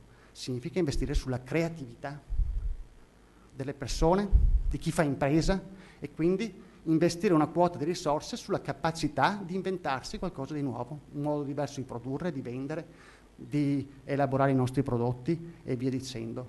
Che cosa significa creatività in agricoltura? Non tutti siamo creativi, non tutti siamo competitivi. Come la seconda grande obiettivo è aumentare il livello culturale del nostro capitale umano. Più cose sappiamo, più cose possiamo fare. Per quanto riguarda la crescita sostenibile, 3 obiettivi. L'Europa vuole essere il capofila a livello mondiale per raggiungere i famosi obiettivi del protocollo di Kyoto. Evitare che il riscaldamento del pianeta aumenti di 2 gradi entro il 2050. Per far questo bisognerebbe che entro il 2020 tutti assieme ottenessimo 3 risultati semplici. Ridurre del 20% le emissioni di gas a effetto serra, e questo riguarda per alcuni tipi di gas anche l'agricoltura, e significa investimenti negli allevamenti, significa naturalmente un certo tipo di impatto, produrre almeno il 20% di energia da fonti rinnovabili e ridurre il consumo di energia. Infine, sulla crescita inclusiva, 2 obiettivi: lavorare, creare occupazione, e l'altro obiettivo, liberare dal rischio di povertà una quota di persone, per dare anche a queste la possibilità di partecipare attivamente alla società, all'economia e via dicendo. Allora, questi obiettivi concreti non sono, come si dice così, idee europee, cosa ce ne importa a noi. Sono gli obiettivi a cui il PSR Veneto deve collegarsi, deve puntare, insomma. Come li raggiungiamo questi obiettivi? Li raggiungiamo con una serie di programmi di riforme che non sottovaluterei, perché sono la precondizione per avere i fondi. Chi di voi ha letto i regolamenti ha sentito parlare di condizionalità. Allora, ci chiedono di riformare il sistema di istruzione e di ricerca anche a livello regionale, e la Regione lo sta facendo. Che ruolo ha l'agricoltura? Prima il dottor Biasi parlava giustamente di innovazione. Che ruolo ha in questo programma di sviluppo della Regione Veneto nell'innovazione l'agricoltura? Quello che sta venendo fuori in termini di gruppi operativi, di cooperazione tra agricoltura e mondo della ricerca, imprese, della filiera e così via. L'attuazione dell'agenda digitale locale. Una volta, vi ricordate la misura elettrificazione delle malghe, quando si andava a elettrificare fino all'ultima malga in fondo alla montagna? Adesso non c'è più l'elettrificazione delle malghe, c'è come si dice, l'opportunità di collegare a internet anche l'ultimo villaggio più isolato del Veneto, perché se non sei in rete sei fuori. Non puoi avere l'agriturismo più bello del mondo, non hai accesso ai servizi e così via. Ci sono da riformare i sistemi di istruzione. Vi interessa poco, però insomma l'istruzione, la formazione nel campo agricolo è importante. Abbiamo sistemi di istruzione che non funzionano per un motivo: creano soggetti che non sono abili per il lavoro. né a livello di scuole superiori, di istruzione tecnica e di università. Riforme in materia energetica, ambientale, dei trasporti, c'è una grossa riforma in atto della politica industriale. Notate che la politica industriale non è più considerata come un'attività, diciamo, relativa alla competitività, ma è considerata nella priorità sviluppo sostenibile. Questo significa puntare a un nuovo modello di sviluppo in cui non ci sia spazio per quei mostri industriali che abbiamo anche in Italia e creano inquinamento e altri disastri ambientali. Riforme in materia di servizi pubblici, pensate ai servizi per l'occupazione, per l'istruzione, per la salute, per le politiche sociali e infine riforme del sistema del mercato del lavoro, su cui non perdo tempo per dirvi che ci chiedono alcune riforme che non abbiamo fatto e a cui bisognerebbe dare una risposta per fare in modo che sia un sistema inclusivo e non un sistema che tutela solo alcuni soggetti. Allora, rispetto a questa agenda, anche un quarto pilastro che è un sistema costante di monitoraggio. Qualcuno si chiederà come mai i programmi europei cambiano ogni 3 mesi, perché come nei software con gli aggiornamenti automatici fissiamo degli obiettivi e poi si cerca il modo per l'assestamento giusto per arrivare, quindi un sistema di monitoraggio continuo che consenta sia al Veneto sia all'Unione Europea di capire se e come si possono migliorare le cose. Allora, rispetto a questo contesto, dov'è l'agricoltura? Cosa significa fare innovazione in agricoltura? Cosa significa giovani in agricoltura? Cosa significa agenda digitale in agricoltura? Cosa significa povertà per le zone rurali o cosa significa nuove competenze nel lavoro per chi opera in questo settore, insomma? Cosa significa come azienda agricola contribuire a salvaguardare il pianeta? Ecco, su questa base viene integrata la nuova politica di sviluppo rurale con l'agenda Europa 2020. Lo vediamo a livello di obiettivi, dove sapete bene che il FEASR ha 3 obiettivi che sono perfettamente allineati ai 3 obiettivi strategici di Europa 2020. Crescita intelligente significa rendere le imprese competitive, gli imprenditori competitivi, innovativi e una serie di altri aspetti. Crescita sostenibile significa una gestione sostenibile di risorse naturali e azioni per il clima. Crescita inclusiva nel FEASR significa soprattutto guardare a certe aree. Ecco. Altro integrazione che c'è tra la programmazione di Europa 2020 e la programmazione dello sviluppo rurale è a livello di principi generali, di azioni da realizzare. Voi sapete, è stato detto prima, che il FEASR rientra in un quadro strategico comune assieme agli altri fondi strutturali che sono coordinati, questo spiega la programmazione regionale unitaria. Allora, questi fondi assieme che cosa devono fare? Devono intervenire a completare le azioni nazionali, regionali e locali già in atto per realizzare gli obiettivi comuni di Europa 2020. Quindi questo presuppone, ne accennava prima di me il dottor Comacchio, significa che il FEASR concorre anche ad attuare l'agenda regionale Veneto 2020. In pratica voi direte, benissimo, ci sono queste riforme, c'è tutto questo, noi che cosa facciamo come settore agricolo? Allora, per ogni programma di riforme, in ogni programma di riforme ci sono alcune indicazioni operative anche per l'agricoltura. Da queste indicazioni operative nascono poi le misure che trovate nel nuovo regolamento. Quindi vi trovate che sull'innovazione si chiedono determinati tipi di interventi, sull'efficienza delle risorse naturali e culturali altri e così via, e non mi soffermo. Solo per farvi capire come dalla programmazione generale poi nascano anche indicazioni su cui si basano. C'è anche un'integrazione tra il programma di sviluppo rurale, il FEASR, lo sviluppo rurale, con la programmazione finanziaria generale. Prima il dottor Biasi vi ha accennato all'accordo politico di febbraio del Consiglio europeo, doveva diventare un regolamento, è in discussione.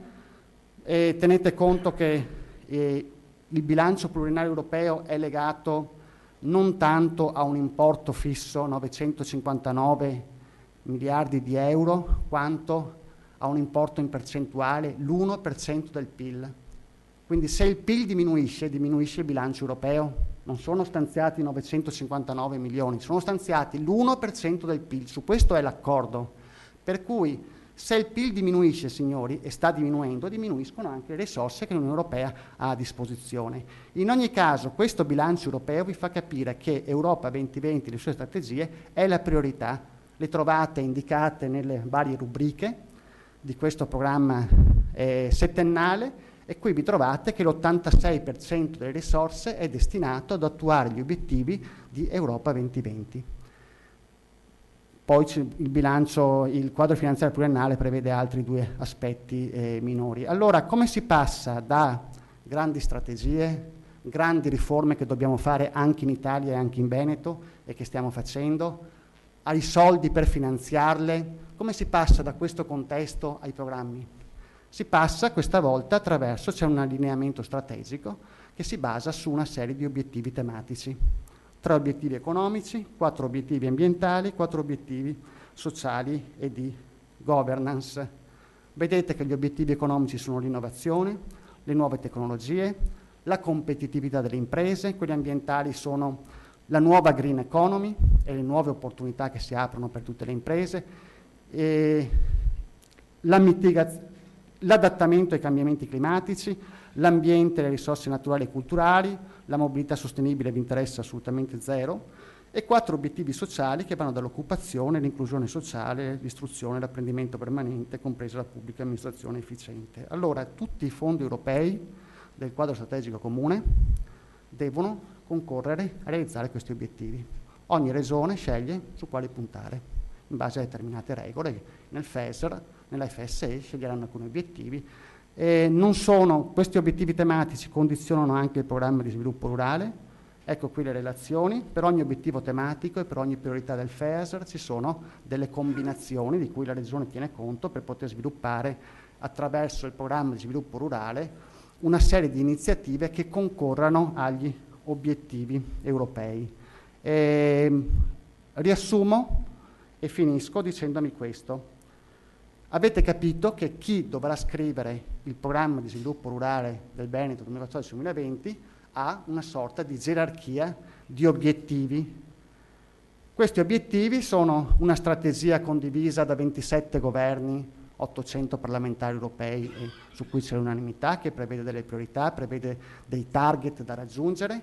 Ci sono dei programmi di riforma molto impegnativi su cui anche la Regione è impegnata, vanno dalla sanità ai trasporti, a tutto quello che ci siamo detti, al lavoro e via dicendo.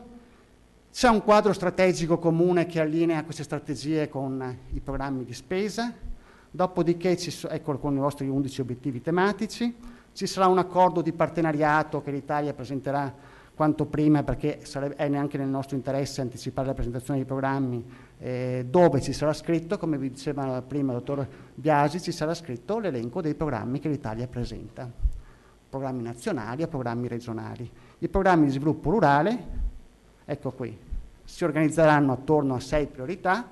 Le prime 3 riguardano la crescita intelligente, altre 2 la crescita sostenibile e l'ultima la crescita inclusiva. Vedete che in questo modo torniamo a livello di priorità dell'Unione Europea, diciamo, alle priorità di Europa 2020. Tutto questo, ed è questo il vostro lavoro, perché per fare un programma su questi obiettivi ci mettiamo come consulenti qualche ora. Il problema è adattarlo al contesto veneto e fare in modo che queste risorse, come diceva l'assessore prima, siano davvero un'opportunità. Perché questo modello di agricoltura è il nostro modello veneto di agricoltura. Quando si dice imprese competitive, signori, l'agroalimentare, che cos'è più competitivo che da noi? Questo, vi voglio dire, questo insieme di regole e di programmi e di strategie sono una grande opportunità, a mio avviso, per il Veneto. Europa 2020, la Commissione europea la definisce un partenariato, cioè non un qualcosa che fa l'Unione Europea e noi vediamo cosa possiamo fare, è una sfida che riguarda il nostro futuro, insomma. Allora ho iniziato con una frase di Barroso e concludo con una frase sempre del Presidente della Commissione Europea, è all'ultimo anno di mandato e quindi sono anche 50 anni, sapete, dall'inizio della prima dei primi regolamenti del dicembre 62 sulla PAC, e il motto per la nuova agricoltura è pronti per il futuro. Nell'ultimo discorso all'Unione Europea, sullo Stato dell'Unione Europea, Barroso ha detto una cosa importante.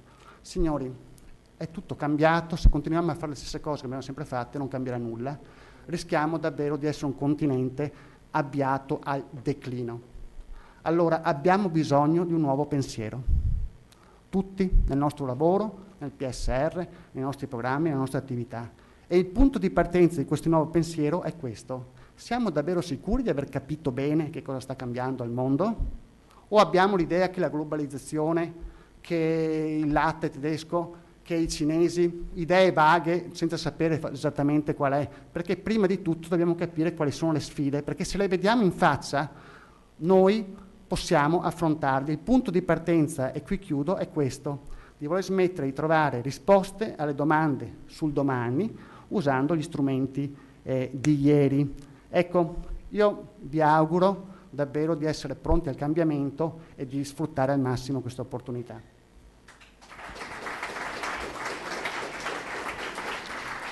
Bene, allora, grazie a Mauro Varotto di Euris. Adesso cambio della guardia e passiamo da questa visione un po' così generale, strategica, vediamo a proposito se conosciamo il cambiamento e quant'altro, quindi cerchiamo di capire il contesto all'interno del quale ci muoviamo, per cui l'approfondimento che il gruppo di lavoro su analisi di contesto sta facendo dovrebbe portarci proprio a questa informazione. Andrea Povellato è rappresentante di questo gruppo, ma è dell'INEA soprattutto, ottimo e bravo ricercatore e direttore, grazie, prego. Grazie a te Mimmo. Buongiorno a tutti. Allora, mi sono stati assegnati circa 10 minuti per questo intervento, quindi cercherò di andare subito al sodo, senza entrare nel merito degli argomenti. Non è il compito né mio né di questa giornata, ma più che altro per far vedere e spiegare qual è la procedura che si intende seguire, partendo da quanto l'Unione Europea sta predisponendo proprio in merito non solo alle disposizioni legislative, ma anche al modo in cui applicarle. Questo è il primo punto, il punto di partenza. Se vogliamo, in un certo senso, ci potrebbero essere due punti di vista su quello che l'Unione Europea sta predisponendo. Da un lato la si accusa di dirigismo eccessivo, dall'altro invece c'è qualcuno che dice, forse anche a ragione, che tentano di coordinare le attività di ben 27 paesi con situazioni diverse. È una sfida che è giusto che venga accolta da ogni paese e da un paese come l'Italia, dalle regioni che sono chiamate appunto a sviluppare i piani di sviluppo rurali. Quali sono queste indicazioni?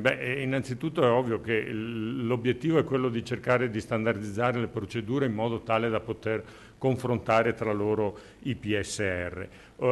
Un'altra cosa importante è, in un certo senso, forzare le amministrazioni nazionali e regionali a ragionare secondo un approccio di coerenza che sia comune, cioè parlando un linguaggio comune, non adottando criteri diversi per programmare quelle che saranno le attività per lo sviluppo rurale futuro. È importante anche quello che è stato acquisito dalla passata programmazione e da questo punto di vista in Commissione hanno capito che non sempre nei piani di sviluppo rurali dei vari paesi, delle varie regioni c'è stata una chiara identificazione dei fabbisogni che dovevano essere soddisfatti con la programmazione, non sempre c'erano legami chiari e netti tra la strategia proposta e le misure adottate, e c'era anche un'individuazione insufficiente di obiettivi target. Su questo poi anche i valutatori per quanto riguarda il PSR del Veneto avranno probabilmente qualcosa da dire. Però il ragionamento che fa la Commissione è comunque quello di proseguire con un approccio del PSR 2007-2013, ma con delle innovazioni importanti. Qual è l'approccio utilizzato. Direi che in questi mesi, in questo anno, anzi ormai, c'è una produzione veramente massiva di documenti esplicativi. Subito dopo la presentazione dei regolamenti, parliamo di ottobre 2011, hanno cominciato a uscire documenti discussi di volta in volta con gli Stati membri. Uno di questi è una sorta di Bibbia di questi ultimi mesi, si chiama proprio questo sugli elementi per la programmazione strategica. Se uno lo va a leggere poi, in realtà qui dentro trova niente altro che i contenuti di un corso universitario sulla programmazione, vuoi economica, territoriale, ambientale, niente di più e niente di diverso. C'è chi questo lo tratta come dirigismo, c'è qualcun altro che pensa che si sta cercando di trovare un linguaggio comune da adottare per poter appunto produrre dei documenti che siano leggibili e confrontabili tra loro. Un inciso, a proposito di innovazione, di capacità di essere come dire, sulla materia, tutti i documenti sono in inglese, quindi per un paese come l'Italia, che ha ancora difficoltà del genere, può diventare un problema riuscire a seguire il dibattito a livello europeo. Le fasi della programmazione, qua vado veloce perché già il dottor Comacchia aveva presentato questa slide dove dall'analisi, e qui vedete una parola chiave che cercherò di spiegare, l'analisi SWOT per le varie dimensioni dei problemi che stanno alla base dello sviluppo rurale, dello sviluppo nelle aree rurali, si passa ai fabbisogni e alla strategia. Ecco, il lavoro dei consulenti, degli esperti è praticamente nella fase di analisi e di fabbisogno, lavoro che viene svolto in stretto contatto con i funzionari regionali, con la rete Sviluppo Rurale 2020 che citava prima il dottor Comacchio, e anche un elemento importante, il motivo per cui siamo qua, anche con un interscambio con i portatori di interesse, con gli stakeholder che saranno chiamati a dire alla loro, sia in termini di valutazione del peso dei fabbisogni che anche poi di formulazione delle strategie. L'analisi del contesto, analisi SWOT a seconda di chi ne parli in un modo o nell'altro, tutto sommato in termini di buon senso non è altro che una riflessione sulla situazione corrente del settore agricolo e forestale nelle aree rurali. Viene considerato questo il settore nelle sue varie dimensioni, motivo per cui se uno pensa alle 6 priorità non sono altro che un approccio un po' più dettagliato di quello che è l'analisi dello sviluppo sostenibile.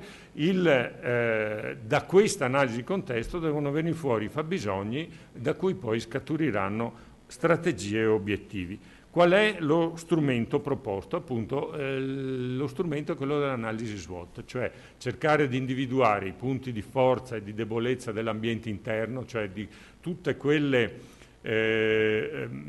materie che sono nel dominio dell'istituzione regionale che si trova ad applicare il piano di sviluppo rurale, tenendo conto ovviamente di opportunità e minacce che provengono dall'ambiente come dire, esterno e che in qualche modo funzionano da scenario. Elemento molto importante per fare queste analisi sono gli indicatori.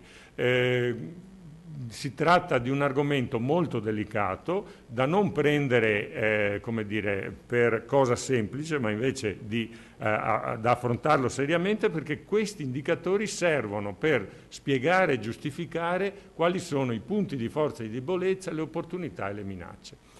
La Commissione, l'Unione Europea su questo è molto chiara, le frasi senza un'adeguata evidenza empirica non hanno gran senso. Certamente serve anche una valutazione qualitativa che cerchi di spiegare e di interpretare i dati, ovvero quello che i dati in molti casi non riescono a spiegare. Perché è importante l'analisi di contesto? Dicevo appunto che l'operazione di selezione di questi indicatori. L'Unione Europea ha proposto una serie di indicatori comuni, circa una cinquantina, ma poi a questi, nel caso in cui mancassero le informazioni, e questo è il caso anche che si verifica purtroppo un po' spesso nel caso dell'Italia, anche in alcuni casi per il Veneto, ci possono essere indicatori sostitutivi, indicatori aggiuntivi che possono comunque spiegare qual è la situazione, perché l'analisi SWOT, l'analisi contesto, è propedeutica alla definizione di strategie. Le strategie non si possono creare dal nulla, non possono basarsi su un qualcosa che non sia evidente dal punto di vista della situazione del settore. Quella che la Commissione chiama la logica dell'intervento, ovvero nell'analisi del contesto ci sono le informazioni che servono a giustificare gli obiettivi che ci si dà con la strategia. Ovviamente devono essere obiettivi che siano realistici, ci sia un bilanciamento tra i risultati che si vogliono raggiungere e le risorse, sia umane che finanziarie, che si ha a disposizione.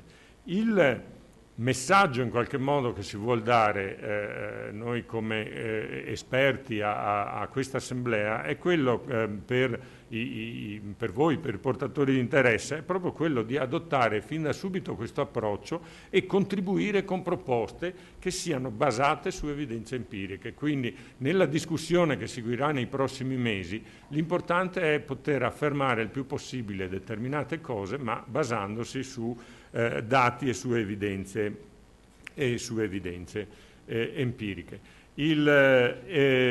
La formulazione della strategia, che già abbiamo visto che è a cura della Regione e che ovviamente in questo caso assume il ruolo più politico, si basa su una serie di questioni che riguardano sia la priorità da dare, il peso da dare ai fabbisogni individuati, la definizione di obiettivi target che siano, come dicevamo prima, bilanciati rispetto alle risorse a disposizione, la selezione delle misure e lo stabilire anche le risorse finanziarie adeguate a questi obiettivi. Ricordiamoci che, e qui vado a finire nel più breve tempo possibile, che io vedo la programmazione come un processo circolare. C'è l'analisi del contesto, dall'analisi del contesto si passa alle strategie, c'è la valutazione ex ante, non ne abbiamo parlato ma adesso ci verrà detto qualcosa proprio a questo, che serve per verificare se le strategie sono adeguate rispetto all'analisi del contesto e quindi volendo ritornare indietro in questo, ma anche volendo a verificare se l'analisi del contesto era adeguata rispetto a quello che noi ci siamo immaginato come misure, come politiche più adeguate. Io operativamente ne abbiamo già parlato, quindi taglio qua. Abbiamo le 6 priorità che sono state aggregate dando i compiti per casa a 4 gruppi di consulenti, Veneto Agricoltura, l'Università di Padova con il Dipartimento TESAF e di nuovo l'Università di Padova con il Dipartimento di Scienze Politiche e infine l'INEA. Vorrei chiudere riferendomi a quanto aveva detto l'assessore all'inizio, bene che si dica che ormai i finanziamenti a pioggia sono finiti. L'importante è avere un'alternativa solida da proporre rispetto a questo tipo di intervento che tante volte è stato adottato nel passato. Le premesse, a mio avviso, dal punto di vista metodologico ci sono tutte in questi documenti, in queste cose che andremo a fare, ma io credo che soltanto con il contributo fattivo di tutti si può pensare di fare un salto di qualità sia per la programmazione sia anche per l'applicazione del nuovo PSR. Vi ringrazio per l'attenzione. Grazie al dottor Povellato. Siccome ho una laurea in scienze politiche mi fa piacere che finalmente scienze politiche in qualche maniera venga tirata dentro sulle questioni, perché le questioni sociali non sono così distanti da tutti quando si parla di contesto giustamente viene inserita anche questa. Allora grazie ad Andrea Povellato anche per questa bella relazione. Ecco, poi adesso però andiamo avanti perché vedete I principali risultati del PSR 2007-2013 devono assolutamente essere in qualche maniera presi in considerazione, perché sarà anche vero che non bisogna trattare le cose di domani con gli strumenti di ieri, ha detto Varotto, però la storia ci insegna sempre molte cose, quindi bisogna ben tenere da conto. E allora, principali risultati del PSR 2007-2013 e il ruolo del valutatore indipendente nella nuova programmazione 2014 e 2020, questa sorta di arpia che ogni volta abbiamo e che ci crea un sacco di problemi. Allora, dottoressa Ricciardulli, ci dica, e intanto prima che lei cominci ricordiamo che quelle telecamere sono lì perché c'è anche una diretta streaming e salutiamo anche coloro che hanno la pazienza di guardarci. Grazie. Dunque, prima di tutto sarò molto breve. La mia relazione si basa soprattutto sui principali risultati che sono diciamo, illustrati nell'aggiornamento della relazione di valutazione intermedia che si è conclusa proprio adesso da pochissimo, diciamo, e quindi a breve penso sarà disponibile a tutto il partenariato. Il lavoro che ho fatto sono solamente, ho ripreso alcuni spunti, alcuni principali risultati e li ho incasellati rispetto a quelle che sono le priorità, le 6 priorità dello sviluppo rurale per il periodo 2014-2020, proprio perché sì, è giusto, noi strumenti eccetera, però anche l'esperienza del passato, peraltro nel rapporto di valutazione e nell'aggiornamento lo vedrete, ma comunque insomma la capacità amministrativa, di programmazione eccetera della Regione del Veneto è notevole e quindi diciamo, ecco, ci sono dei risultati molto positivi.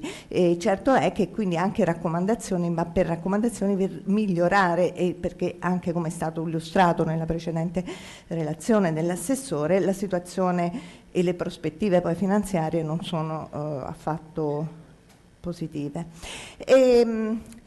La prima priorità del nuovo sviluppo per il 2014-2020 è stato ricordato da tutti, diciamo, tratta 2 argomenti fondamentali, uno è il trasferimento delle conoscenze e l'altro l'innovazione. Che cosa è stato fatto? Nel trasferimento delle conoscenze gli obiettivi sono stati raggiunti appieno, non solamente rispetto agli obiettivi che si era diciamo che erano stati fissati, no? nel programma, quelli sono diciamo stati completamente superati, ma anche diciamo, rispetto alle ricadute aziendali. Su questo noi abbiamo fatto proprio una serie di indagini negli anni passati sui formati della formazione e abbiamo visto appunto che le conoscenze venivano acquisite e venivano poi effettivamente trasferite e utilizzate in azienda e provocavano dei miglioramenti nell'85% delle aziende. Questo riguarda sia la formazione che i servizi di consulenza e i margini, ci sono alcuni margini di miglioramento su una percentuale che non è assolutamente bassa, e ci sono alcuni margini di miglioramento che riguardano soprattutto il trasferimento dell'innovazione e l'ambiente, ma l'ambiente soprattutto per quanto riguarda il miglioramento delle tecniche. Ecco,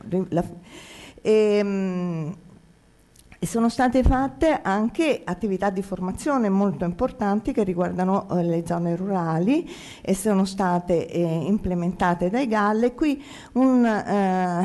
diciamo, si sono registrati naturalmente dei ritardi perché sono azioni che sono partite successivamente, però comunque diciamo, queste azioni di formazione che riguardano le attività svolte, caratteristiche insomma, delle zone rurali come la diversificazione, il turismo rurale, le microimprese, l'artigianato, ha visto una forte partecipazione di donne.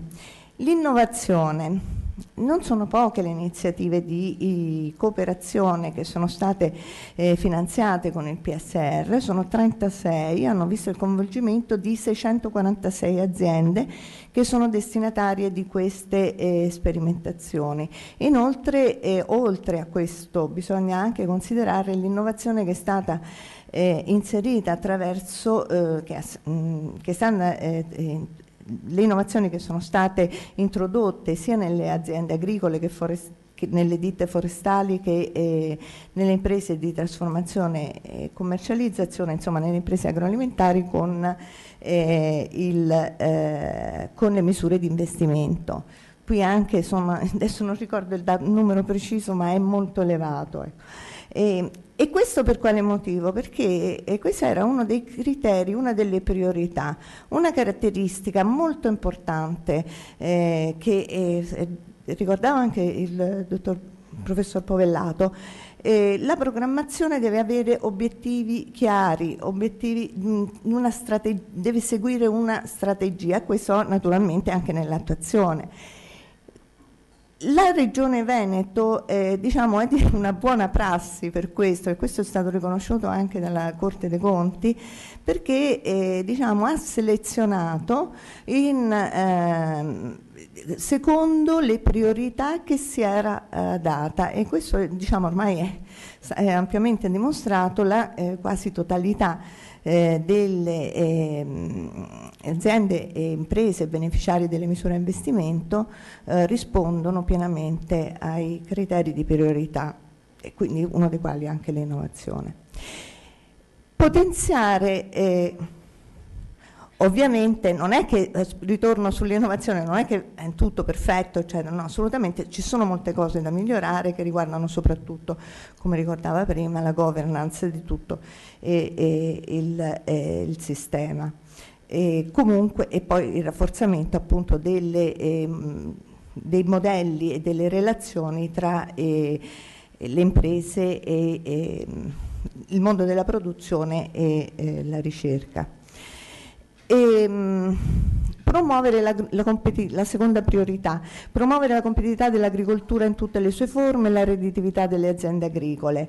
Qui ormai insomma, nello sviluppo rurale siamo e soprattutto insomma, in alcune regioni come quella come del Veneto, insomma, i risultati sono, per quanto riguarda l'ammodernamento nelle aziende agricole. Ho messo anche la diversificazione delle attività qui, che insomma classicamente l'agriturismo, concedetevelo, però nell'ammodernamento delle aziende agricole cominciamo ad avere i primi risultati come proprio effetti netti, cioè se non ci fosse stato il programma quel risultato non l'avremmo ottenuto, e nelle aziende si registrano quindi aumenti che hanno, diciamo, successivamente alla conclusione degli investimenti, aumenti nel valore aggiunto lordo, nelle unità di lavoro e nella produttività del lavoro. Per questo riguarda anche naturalmente, ovviamente, le misure di diversificazione. Facciamo come esempio, proprio per rendere l'idea di cosa stiamo parlando, l'agriturismo. È importante qui anche in queste misure, è molto interessante l'aumento naturalmente dell'occupazione, ma soprattutto la produttività del lavoro, che almeno a primi risultati aumenta, diciamo, in maniera consistente, grazie soprattutto diciamo, alla riorganizzazione dei fattori, tra cui il lavoro principalmente, che diciamo, l'introduzione di queste attività di diversificazione consentano. Il pacchetto giovani è ormai assodato, è un successo. Di cosa stiamo parlando? Stiamo parlando del 13% delle iscrizioni alla sezione agricoltura delle Camere di Commercio del Veneto. Ma non solo, il pacchetto giovani che cosa ha favorito? È intervenuto su due aspetti fondamentali. Uno è quello lì dell'ammodernamento delle aziende, e attraverso il pacchetto giovani è aumentata anche è stata migliorata la capacità professionale. In questa nuova programmazione si parla molto anche di concentrazione territoriale. Le zone montane, lo sapete meglio di me, sono una priorità per la regione del Veneto, e il 39% delle aziende agricole montane della regione sono state beneficiarie del PSR, e in queste zone la concentrazione che praticamente in queste zone ricade il 45% degli aiuti totali che sono stati concessi con quel PSR. Certo, su questo incidono molto tutte le misure dell'asse 2, ma non credete, anche molte delle misure finalizzate alla competitività. Nel rapporto di valutazione, vedete, ci sono alcune alcuni indicatori sono significativi rispetto alle difficoltà che le imprese, le aziende trovano in queste zone, per cui un lavoro che sicuramente anche come partenariato dovreste fare è quello di capire se come è auspicabile si continuerà a concentrare l'attenzione su queste zone, capire effettivamente le esigenze territoriali e la definizione di interventi mirati proprio per lo sviluppo delle aziende che ricadono in montagna, delle aziende montane. La terza priorità del nuovo sviluppo rurale è promuovere l'organizzazione della filiera agroalimentare e la gestione dei rischi nel settore agricolo. Qui della gestione dei rischi ne ha parlato il dottor Blasi. È prevista una programmazione nazionale. Soffermandoci sull'organizzazione della filiera agroalimentare, in Veneto è stato utilizzato lo strumento della progettazione integrata di filiera, sia per l'agroalimentare che per la filiera forestale. I numeri sono consistenti e i primi risultati sono positivi per quanto riguarda la partecipazione dei produttori di base, questo nella filiera agroalimentare, alla redistribuzione del valore aggiunto. Perché c'è stato in questo un calo a livello nazionale, mentre invece qui nella regione, in queste imprese, i livelli si sono mantenuti molto elevati. In alcune filiere ci sono delle debolezze sono state riscontrate alcune debolezze nella costruzione dei rapporti, quando sono stati costruiti i rapporti all'interno delle filiere, il caso più classico era quella della partecipazione finalizzata quasi esclusivamente, principalmente all'incentivo, insomma. E poi, come dicevo prima, rafforzare le relazioni tra imprese che partecipano alla filiera e mondo della ricerca per lo sviluppo, per l'introduzione delle innovazioni. Questo in particolar modo soprattutto nella filiera forestale.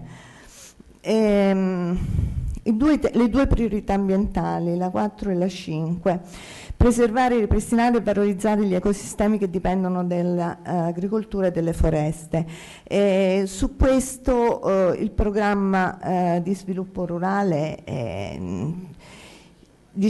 intervenuto, secondo me, in maniera proprio si può dire molto ci sono state continue modifiche, ma continui adattamenti che appunto hanno poi determinato dei risultati che non sono affatto, molto positivi per quanto riguarda l'ambiente.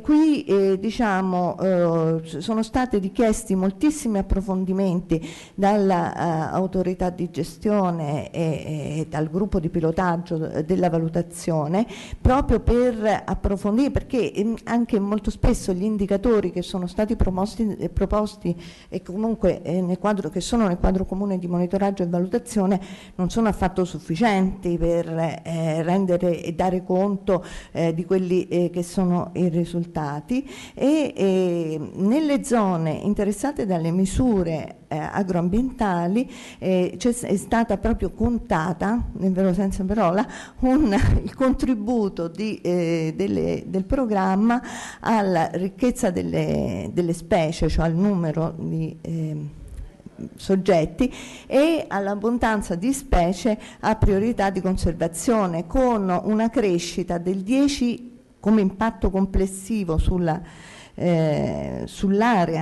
che è interessata dalla misura, sia sulla superficie interessata dagli impegni ma anche su tutta l'area circostante, con aumenti del 10 e 12,6%, cioè considerate che l'obiettivo era l'1%, quindi siamo molto al di sopra, e una concentrazione molto significativa degli impegni agroambientali nelle aree ad alto valore naturale del circa quasi 47%, e quindi questo diciamo è positivo per quanto riguarda la conservazione e l'incremento di queste aree, e poi sulla anche conservazione e qualità del paesaggio, per cui abbiamo verificato che sono azioni ampiamente giustificate dal punto di vista sociale.